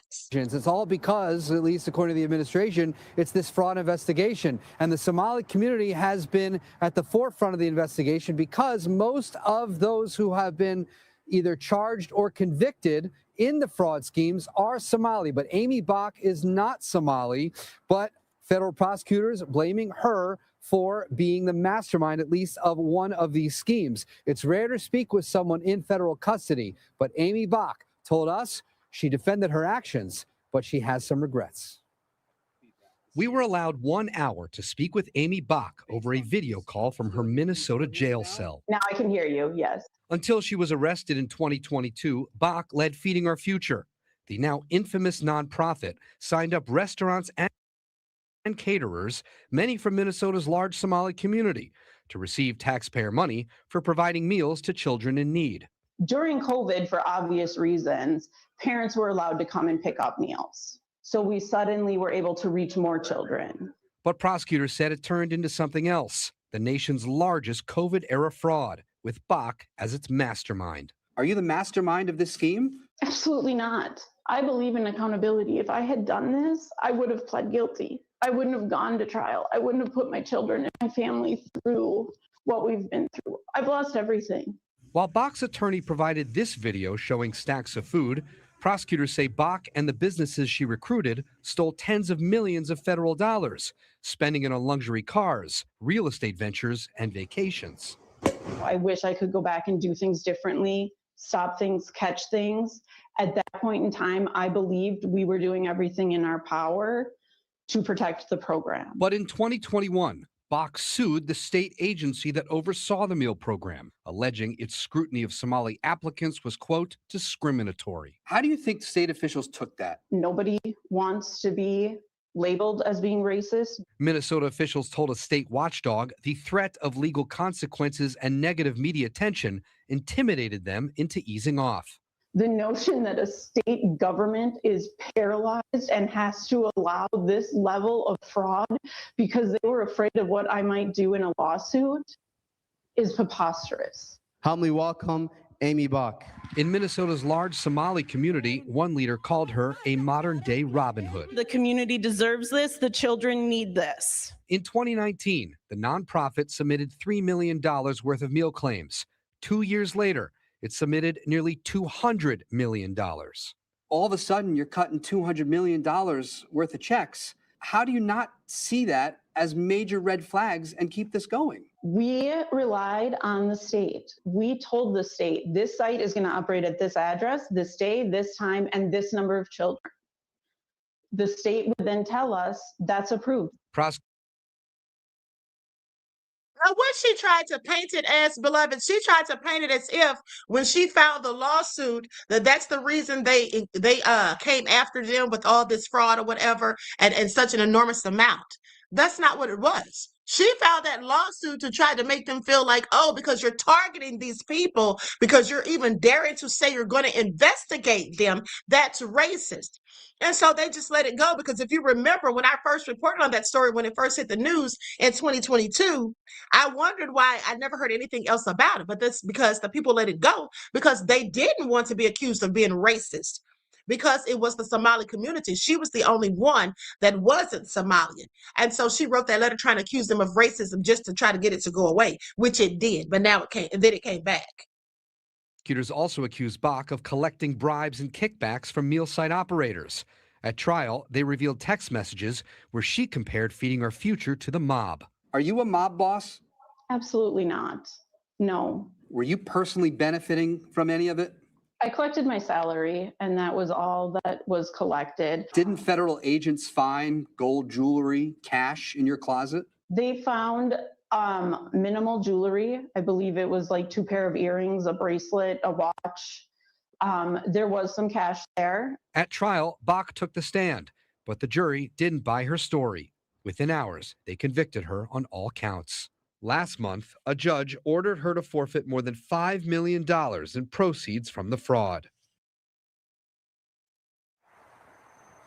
Minnesota officials are defending their actions, pointing to the fact that there were employees in state government that were the ones that actually told the FBI to go investigate Feeding Our Future. So far, 78 defendants connected just to the Feeding Our Future scandal. Remember, there are several social services under investigation, but 78 connected to Feeding Our Future have been charged, more than 60 pleading guilty or convicted at trial. Bach is awaiting sentencing, and Vlad and Kelly, she faces now decades in prison. So, Jonah, one of the questions I had for you, and as I said to you on CBS Mornings, this is an incredible interview that you've given us, and you've been covering the story pretty much since it first broke. And so the question is, are these prosecutions done? I mean, you've got the alleged mastermind behind bars, and yet the administration, the Trump administration, is still going after the city of Minneapolis, going after the governor, going after the mayor, because of these alleged cases of embezzlement and fraud. What's left to be done? In other words, what is left to be prosecuted if you've got the mastermind already behind bars? Well, it's a great question, Vlad. And certainly before this latest Operation Metro Surge, and before that had become the headline, just before this, they had announced 5 or 6 new indictments in some of the other schemes. So there was a social service to provide people or to help them with housing for addiction services. There was also a scheme about behavioral health and autism. Those were all currently being investigated, and those the number of people indicted there are still kind of in the single digits. And here in Feeding Our Future, that's just one social service program. There are 14 social service programs, high risk, they say, for fraud, that are currently under investigation. And since 2019, according to federal prosecutors, there have been $18 billion spent on those programs in Minnesota, and half of that could be fraud. So Feeding Our Future, that investigation took a few years. We're just, as the U.S. Attorney said, just at the end of the beginning of this investigation. Okay, so like I said, they pick and choose when they want to be outraged about fraud. Some people can commit fraud and it's okay. It's no big deal. All right. And then some people, they want to throw the book at you. So with that being said, and that's the thing, like he said, if she's already been convicted, all these other people have been convicted and they're in prison. Where are they getting these other indictments from? Okay. What are they talking about? I have several questions. ICE protest. Okay, they say towns reject ICE as agency looks to replace or looks to place immigrant prisons. Do y'all hear this? They look to place immigrant prisons throughout the United States. Let's get into it. Deronda said fraud today. Danielle said demons throwing stones at demons. Exactly. Okay, exactly.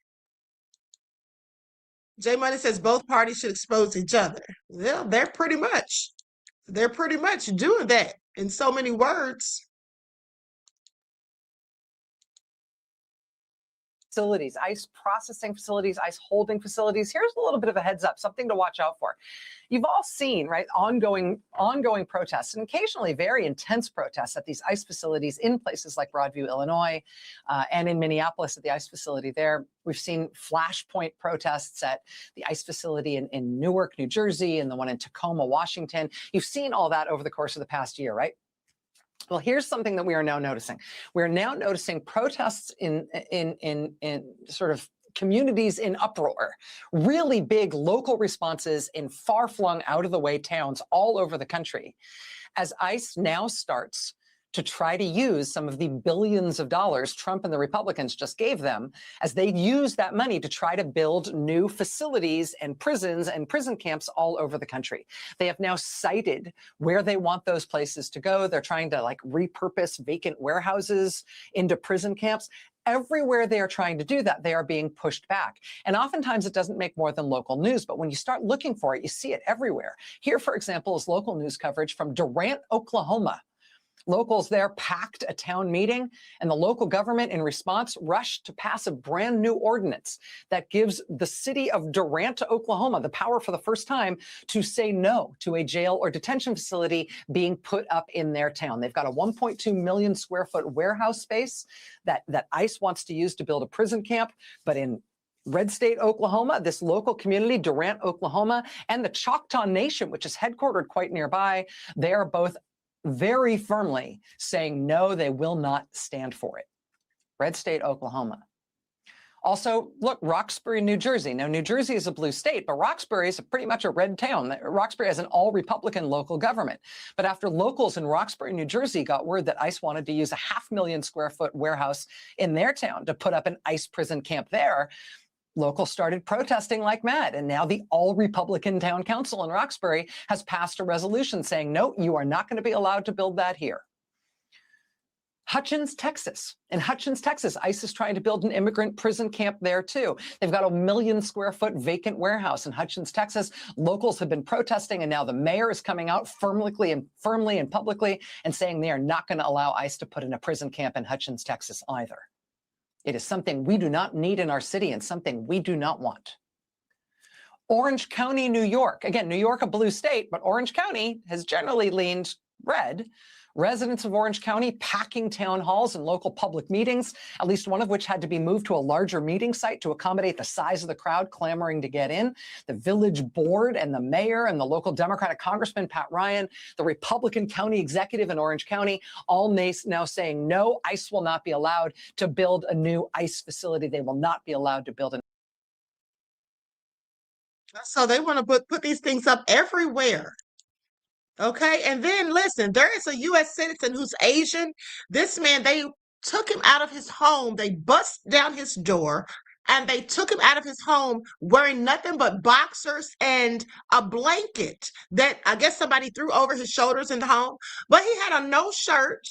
Okay. Just some Crocs or some slide on shoes. And it was freezing cold and snow on the ground.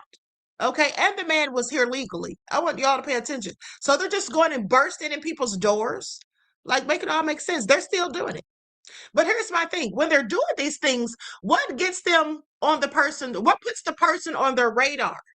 Okay. What puts this person, the people on their radar, if these people are in fact here legally? Okay. I just have questions. But let's get into it.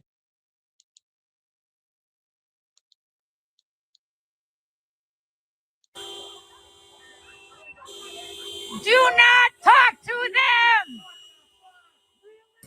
them! My name is Charlie Scott Tao.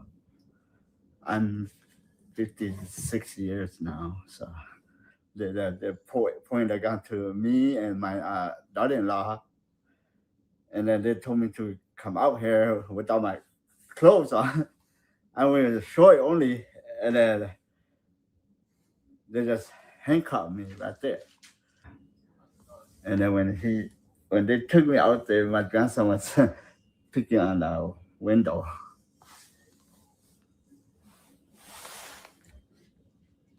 So your grandson watched everything? Yeah, my grandson watched everything. After they took me, he was crying, looking for me. They just take me out there without any clothes on, unless only the blanket. Only my grandson's blanket cover me, take me out there to the car. They didn't say anything that was wrong. And then suddenly, they tried to take a photo of me, but I didn't want to, right? And then they drove me all the way to Minneapolis, I don't know where. And we stopped middle of nowhere. So my son grabbed my ID, showing to them. They just say, okay, you're good. So they free me. Yeah. And they didn't say anything. They didn't say sorry or anything. They just, okay, you're good. They just left. That's about it. Isn't that low down? Talking about, okay, you're good, and didn't even apologize. Man, let me tell you something. This is also egregious. Let's go to this other clip, because in this one, they actually show them busting down his door. Oh, crazy.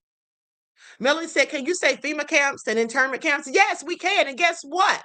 For those of you who remember, I told you all this 5 or 6 years ago. In 2020, okay, when I first started this channel, I told you all they're going to be closing down these Walmarts and they're going to be using them for FEMA camps and internment camps and stuff. Do you all remember that? Once in the chat, if you all remember that. Once in the chat. That's why they started closing down all these Walmarts. And I even showed you all the different places where they, in the rural places where they had these Walmarts. Okay. Okay, so y'all put ones in the chat because you clearly remember. Okay, I knew it was coming to this. So I'm really not surprised.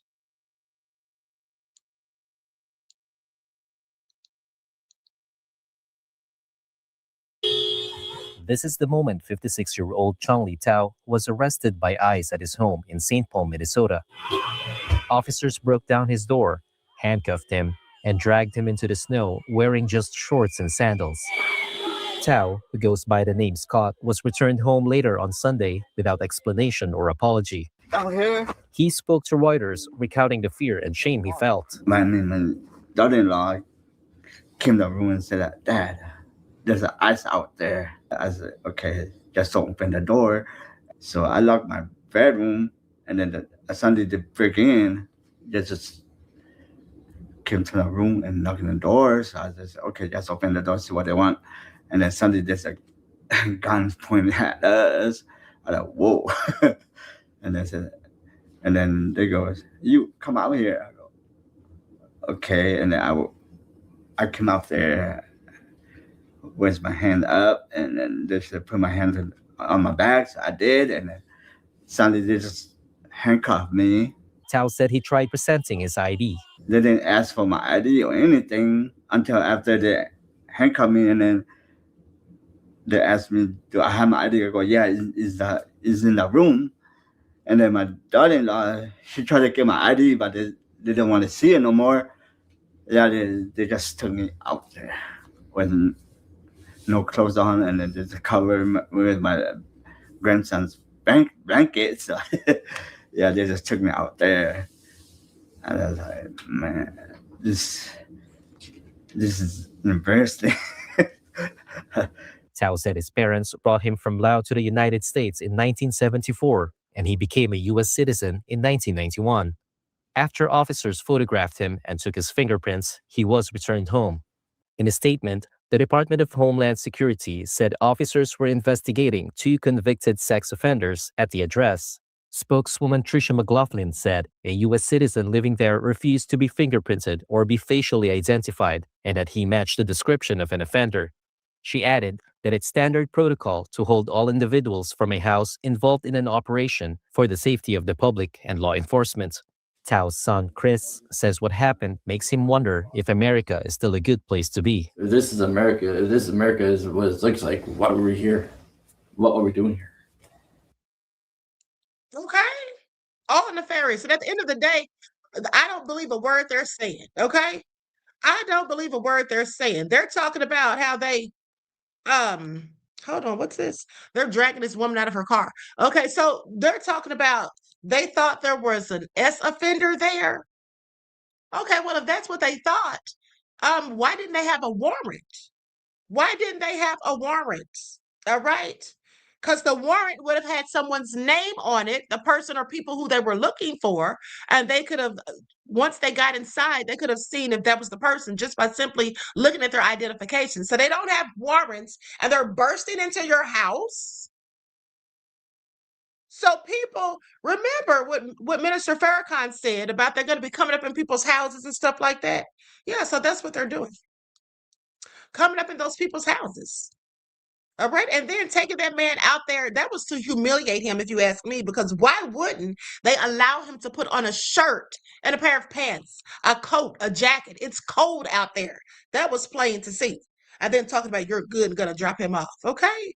At the end of the day, this is all just some sick stuff that's going on. They're really acting like the Gestapo.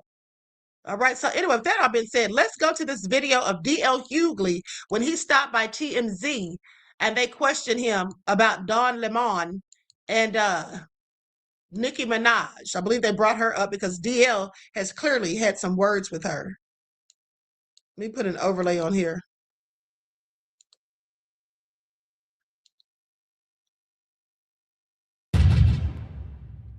Today is a momentous day for a lot of reasons.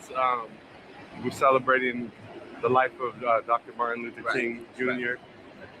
But the backdrop is what it is right now. Right. What do you think he would feel about this? He would be disappointed in some of the things he was fighting for. He still is, and I think that ultimately he oftentimes is used as a slogan, but nobody ever really embraces the true meaning of his message. The American president has said that he's not above using force to protect their rights. He's encouraged those people over there to be violent and to be destructive, while he's willing to use the might and power of the United States military to to attack the government there for being oppressive, while using the power of the government here to squelch free speech. So it just seems hypocritical. I think ultimately it is more familiar than it is. This is not new. This is retro.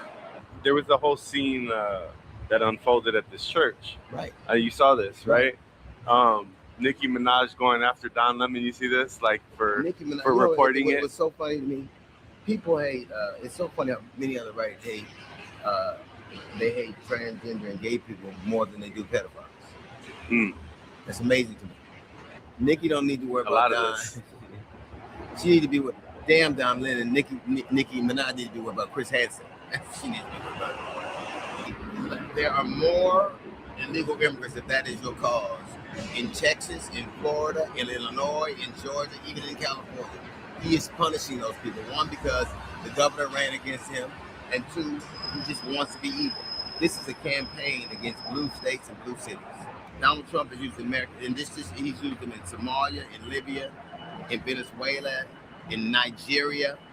He's also used American military in Los Angeles, in Minneapolis, in Chicago, and in DC. And when you look at the way he talks about foreign dictators, he talks about mayors and governors of blue cities the same way. He's a petulant child. He's ruling like a dictator, and this could all stop if Congress would do their job, and they won't. Minneapolis has 2.2% illegal immigration. 2.2. You spending all these. That's like spraying in a whole can of Raid to kill a roach.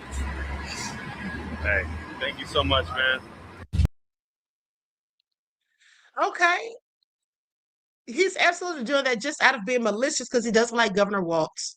Right now, I'm going to go to Don Lemon's channel, where he talks about them coming after him. And not Don Lemon, but DL is on his show. So we're just going to listen to like the first 5 minutes because he's talking about how they targeted him. And listen, here's the thing. Don Lemon expressly said, okay, this is all a load of BS because Don Lemon expressly said while he was at that church, if you remember, I know I showed you all the footage, I do believe, where he basically said that he was not there as an activist, that he was just there to report on it. He was not with the activists. So they're clearly painting a narrative because clearly Trump does not like Don Lemon. And we know how he does to people he doesn't like. And DL, come on into the program. Hey, baby boy. You on screen next to what? Yeah, I've never been next to a black Klansman before. It's Don Lemon's gonna start Black Klansman 2. It's crazy. It's crazy. DL. It's crazy. So you saw what's happening, right? You probably know more about it than I do because I've been so busy all day. What do you think? I do. I think this is an example of them perverting Dr. King's legacy and the history of civil rights and the history of race relations in this country to their own ends. It's interesting that people are angry with you for, I guess Black Lives Matter found out that somebody associated with the church in St. Paul was the acting director of ICE, and Black Lives Matter staged a protest that you happened to cover. But what's more interesting is Black Lives Matter was protecting and fighting for the rights of Renee Good, a white woman, while All Lives Matter were paying money to her murderer.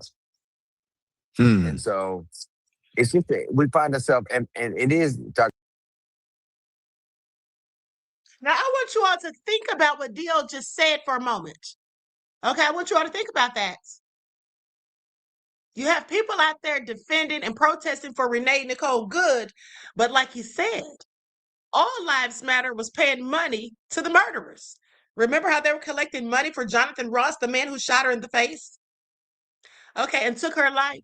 These are the same people. Okay, many of these people are so excited because they think the Black Panther Party is here has been resurrected to save and help them. Many of these are the same people, okay, who went in on Black Lives Matter, who were shot in All Lives Matter, Blue Lives Matter, White Lives Matter, and all those type of things. So forgive me if I don't want to join in their bullshit. Dr. King's birthday, and we're honoring it. But we got to remember, Dr. King gave a speech. One of his famous speeches was a eulogy for 4 Black girls that were killed in the Birmingham church bombing. So, you can't use church. They're angry at you using church for a speech, but Black churches have been bombed. In 1996, there were 200 Black churches that were burned. 12 years ago, Dylann Roof slaughtered 9 people at a church. So you can burn churches, you can shoot churches, you can bomb churches, but don't protest the churches. It's the craziest thing. Wait, talk more about that. But don't protest the churches. I mean, they weren't so mad when you protested and bombed the black churches. So what are you saying explicitly, specifically? I think Jesus protested in his temple. He protested in the church. He didn't like the greed and corruption we saw. There are 2 times in the gospel Jesus protested twice. So if he can do it, you can too. Yeah. I think it's ironic that the very people who Let me just clear you real quick. I wasn't protesting. I was just reporting. I wasn't there. Of course you weren't. Of course you weren't. I understand that. But you got to explain that to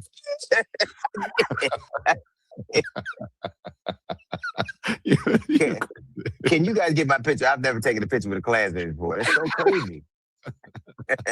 Of course you were. But the more salient point is that For those who don't get why DL keeps saying something about a black Klansman and all that stuff, it's because they said that they're going to prosecute. The DOJ is supposed to prosecute Don Lemon under the Ku Klux Klan Act. Okay, imagine that. They don't even prosecute the Klan under that act, but a black man, make it all make sense, okay?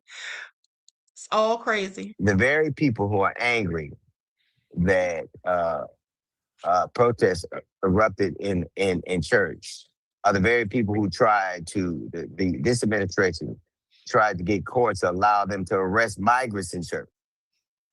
They wanted to arrest them in church.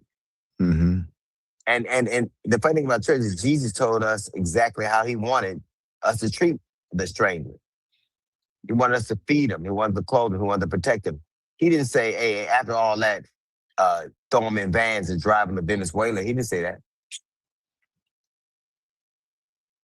Okay, so I'm going to stop right there. Now, listen, I'm about to conclude the broadcast. Before I do, I want to ask you all something. Do you all want me to play? You may have heard it before. I've had this for days. I'm so sorry I forgot to play it for you all. For those of you who may not have heard it, but do you all want me to play what Uncle Luke said about Trump and about the parties that Trump had with young girls back in the day, in the 90s? Does anyone want to hear that before I go? Let me know. Otherwise, I'm out of here. He must not have read the Bible.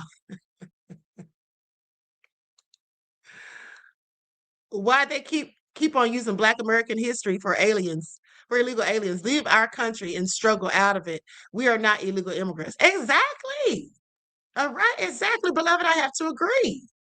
Now, though I empathize and sympathize with their plight, they're doing too much. Okay, so Vince, I said, roll it, Queen. Okay, so I'm going to play it for you all. It's like 10 minutes long, but this is what Luke is saying about Donald J. Trump. Okay, and he's not on the Epstein files, or he didn't have anything going on with Epstein. He was just listed in the files for no reason. Trump, I don't believe you. Okay, so I'm going to put his face on the screen now. I want you all to pay attention because I thought this was so juicy. So, Uncle Luke, tell us what happened. You went with Eddie Murphy and Mike Tyson. The 3 of you were together? Yes. And Donald Trump invited you all personally? Yeah. He invited all of us. He was having his pageant contest going on, and with his pageant contest, he ended up inviting us to the event. Tell us what happened, Uncle Luke. What happened at that party that made you have to leave? Well, I mean, it was just a lot of things going on. You know, a lot of things that I don't care to engage in. And you know, we showed us the house, showed us the golf course in the back, all these different things. You know, said, man, great house, nice house. And I think I probably was there for every bit of maybe 45 minutes before I realized all these different things that was going on. And I was like, okay, it's time for me to go here. Now you understand, you are Uncle Luke, you 2 Live crew. So, I mean, we're dying to know what was going on that you couldn't engage in. Right, look here, it was, you know, it was just some things that I don't really care to discuss. Because I mean, you know, one thing about me, I don't kiss and tell. But at the same time, the party was going on. You know, it was a lot of things. Put it this way, there were a lot of things going on. A lot of things. So a lot of things in a lot of different rooms. There was a lot of different rooms going on now. And every time you open up a door, with something else going on that I really didn't care to be a part of. So I felt like, you know, hey, look here, man. You know, I'm from Liberty City. At the end of the day, if I wanted to be involved in all those different type of activities, I did that in my hometown. Less long as going somebody's house where I think they got cameras and everything. Be able to take me in before you know it, you're recording me. That ain't gonna happen. But you know, one thing about me, I never take no drugs and I don't get into drugs. So I leave it like that. Were there drugs there, Uncle Luke? There's a lot of things up in there. I know I don't take no drugs. I'm gonna leave it right there. Did you see Donald Trump use any drugs? No, I didn't see him use no drugs. So these rooms, presumably there were women in these rooms? Oh yeah, a lot of women. Mm-hmm. How were they all over the room. How were they dressed, Uncle Luke? Half naked. Half naked. Half naked and some naked. Half naked and some naked. Yeah. All right. We're at a house party. They have been there naked. Was there any assaultive behavior toward women at this Donald Trump party? No. No assaultive behavior. Okay. No, all the women were enjoying themselves like they do. Mm-hmm. You know, but the thing, let me tell you, the thing is, when you're around, I've been around a lot of models and a lot of these pageant women, because that's what mostly it was. It was mostly pageant women. Uh-huh. And a lot of these women ain't of age. So when you got a whole bunch of these women running around, whether they of age or not, you know, there's a lot of things going on. You just, you know, some women look too young. So you move. I see. You know, so it wasn't no. He said some of them were not of age and some of them looked too young. So you keep it moving. Do y'all hear this? Underaged. That's what he alleges. Nobody beating no women or nobody taking advantage of no women. I mean, they were all enjoying themselves. That's what they were there for. But were they old enough to be enjoying themselves? I don't know. Was there sex? I guess that's a stupid question not to answer. Okay, so I think I got you now. You're saying that all this was going on and you weren't clear as to whether these were adults. I wasn't clear whether or not they were adults, and I wasn't clear whether or not, you know, whether I wanted to be in that kind of environment where some of these other things that was going on in there. I ain't gonna too much elaborate about everything else that was going on outside of sexual act. But my brother, we love for you too. We love for you too. That's why we on Sirius XM. Because we can open it up. We on Sirius XM. We can bust it wide open right here. Drugs and the alcohol and the sex and all that. But I don't talk about the drugs and the alcohol and the sex. The drugs part, I don't want to talk about that part of it. So he really just told us that they had illegal substances there. Because pay attention, when he initially asked him, he didn't really want to answer that. He just said that he doesn't do illegal substances. But now he's pretty much told us that they had them there because he said he doesn't want to talk about it. Okay.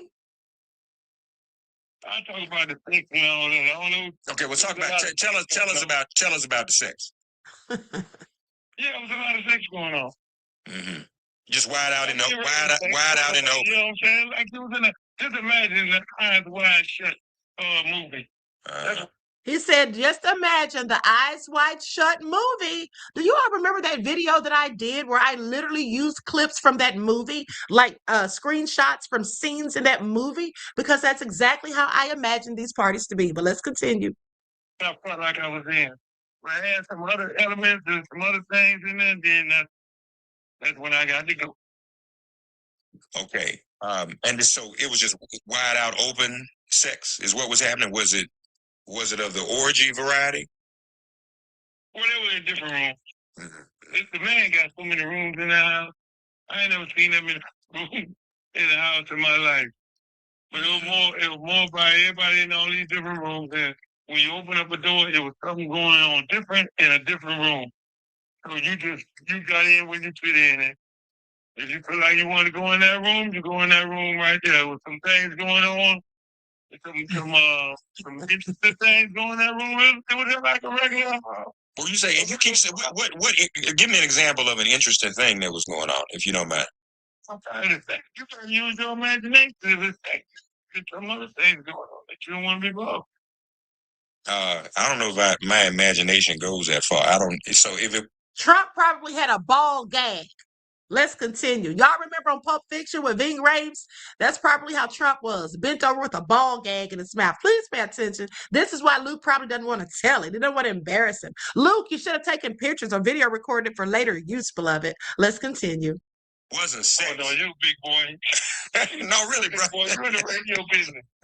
Wait a minute. So wait a minute. Something was going on outside of sex and drugs that was interesting. I'm trying to figure out what. Outside of sex. Outside of sex. Outside of sex. And then now you have whatever else you want to use your measure. What happens when you got what happens after that? But there was a lot of things going on. You know, them guys in there, it was going down. So was Donald Trump? Why did you would have enjoyed yourself being there? Well, I don't know, brother. See, I probably would have been like you. I would have rolled out, but I don't know if I would enjoy myself. But now, what about Donald Trump? Was he having sex with all these women? No, I see him having no sex. Let me tell you, the man took us around the house. Okay, he said, "Look, I got all these women. I got these women from the pageant. They're gonna be there." So we went. It was like, "Hey, man, I got a pageant down here. I'm hosting these women at the house.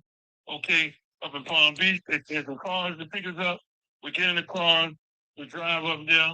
Me, Mike, Eddie Murphy. We all in our own individual cars. Car service drove us up there. We got there. He showed us around the house. Told us about this mansion, the history behind it, and all that. This golf course. It was dark. We couldn't see the golf course and things like that. And then before you know it, hey man, y'all enjoy yourself. We got cocktails and everything. And before you know it, the rooms and everything start popping. There wasn't no DJ. It was more of hey, get in where you fit in. Whatever room you're gonna go in, you go into that room. So you say no DJ? There was no music? Or the music No, was there wasn't no music. No music. That was the interesting part about it. There wasn't no music. So women just naked in rooms with no music. Hey, people walk around. It wasn't, listen, it wasn't nothing wrong with that. I was happy to be at that party, but then at the end of the day, when I started looking at some of these girls' faces, I was like, man, these girls don't look like they're old enough. They didn't ask nobody their age. And then all the other stuff going on. It was like, okay, I can't be up there. I gotta go. If I'm going to jail, then somebody gonna extort me. I really, I don't do drugs. Never did it in my life. I smoked marijuana 2 times, when I was in high school, and I didn't like the experience as far as drugs. I may have sold drugs. I never liked the people who I sold them to when I was young, because I thought they were stupid for buying it. So I never cared to indulge in it. So when I do see people doing it, if I'm around it, I get away from it. All right, so you have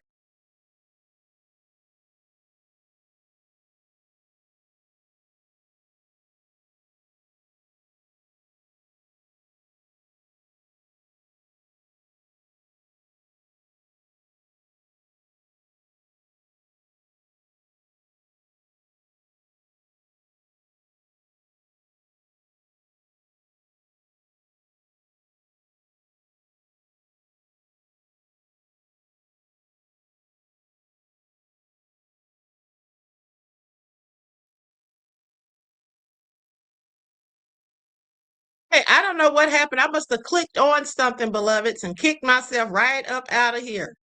Okay, hold on. Let me get everything back together.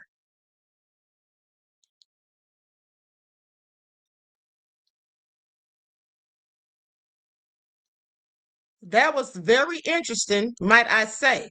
So I had never heard that before. I literally just heard that a few days ago, and I meant to share that with you all, but I had so many receipts. I guess I forgot. I told you I'll be having stuff, and then I just forget about certain things, forget to share them with you all. But so basically, the main thing is he didn't share a lot of details, maybe, but what he did say, and I do believe him, is that there were some people there who didn't look as though they were age appropriate to be there, which is why he decided to leave. Because other than that, he was enjoying himself, supposedly. Okay, so I find that very interesting. This is something else that points to Trump being somebody that definitely would have, in my opinion, been doing something other than just hanging out with Epstein. Okay. All right. So Edward said no sound. No, beloved, I'm sorry. I clicked on something. I don't know what happened. The screen just disappeared. Okay, so I had to go back, put it back up. Okay, so what do you all think? And then somebody said, Luke, be careful because you're not African American or something. I forgot he's supposedly from the Caribbean. Mel said Trump is a PDF file. I absolutely believe he is. Absolutely, I believe he is. Because my thing is, if you're not that type of person, why would you hang out with people that are known for being those type of people? You should be disgusted by them as any normal person would. Okay? As any normal person would, as far as I'm concerned. And so anyway, that's just more evidence against Trump.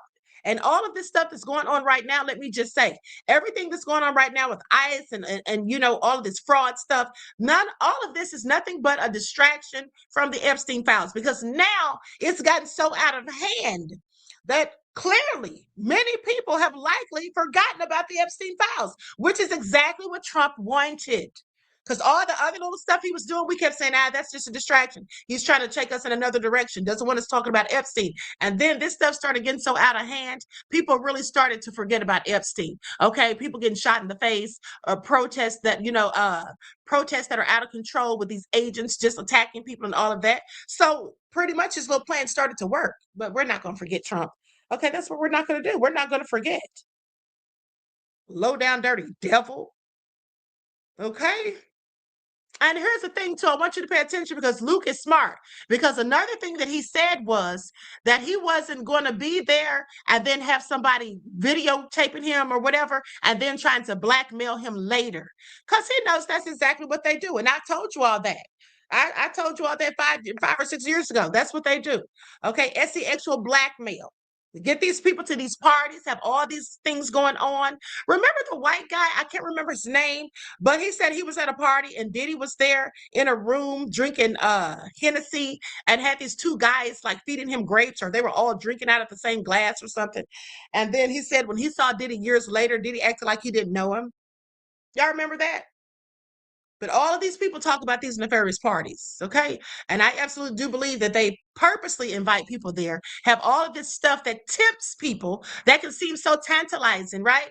And that gets people, with the liquor and the illegal substances and all of that, gets people to doing things and then record them for later use, okay? Oh, so nefarious. With that I've been said, I'm going to conclude the broadcast. I want to thank you all for tuning in. Each one, teach one. That's how we grow and thrive. Do something productive, constructive, but never destructive. And always remember, beloveds, to keep the Most High first in your lives. All right. I may come back later. I'm not sure. But if I do, it'll be around 7 or 7:30. Okay. So until next time, beloveds, enjoy the rest of this day. And I'll talk to you all again soon. Peace.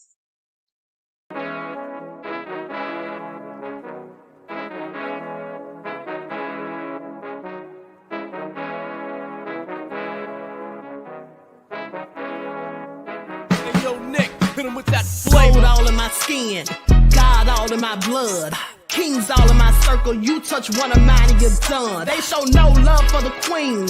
Why you hating on me? Is it cause I'm free and I got Malcolm X in my jeans? I got dreams like King Luther, shed blood like Kunsa. You ain't helping my people, I ain't got nothing to say to ya. I want all the smoke like hookah. Talking reparations. America won't be great until they give us compensation. I'm like, I'm the hottest right now. See a bunch of lames out here trying to jock on my style. They be doing too much. I'm the queen, it's too easy. It's like they all at Popeyes, how they be talking so greasy. I just sit back and laugh while these haters get madder. So nefarious how they don't want my pockets with cheddar. I tell them they can do better. These snakes in the grass can leave a bite on your ass, cause y'all be trusting too fast. I got my foot on the gas, other one on they necks. Dropping receipts on haters, you better show some respect. I'm never facing regrets, we only facing the threats. Running through every challenge like a relay, break no sweat. It's a cold game, so I got that blanket with me. Now that my people awaken, ain't no going to sleep. I do not play by my piece. This time I'm playing for keeps. You talking slick, but when I see you like them ends, we gon' meet. And I got gold all in my skin, God all in my blood, kings all in my circle. You touch one of mine and you done. They show no love for the queen. Why they hating on me? Is it cause I'm free and I got Malcolm X in my jeans and I got gold all in my skin, God all in my blood, kings all in my circle. You touch one of mine and you done. They show no love for the queen. Why they hating on me? Is it cause I'm free and I got Malcolm X in my jeans and I got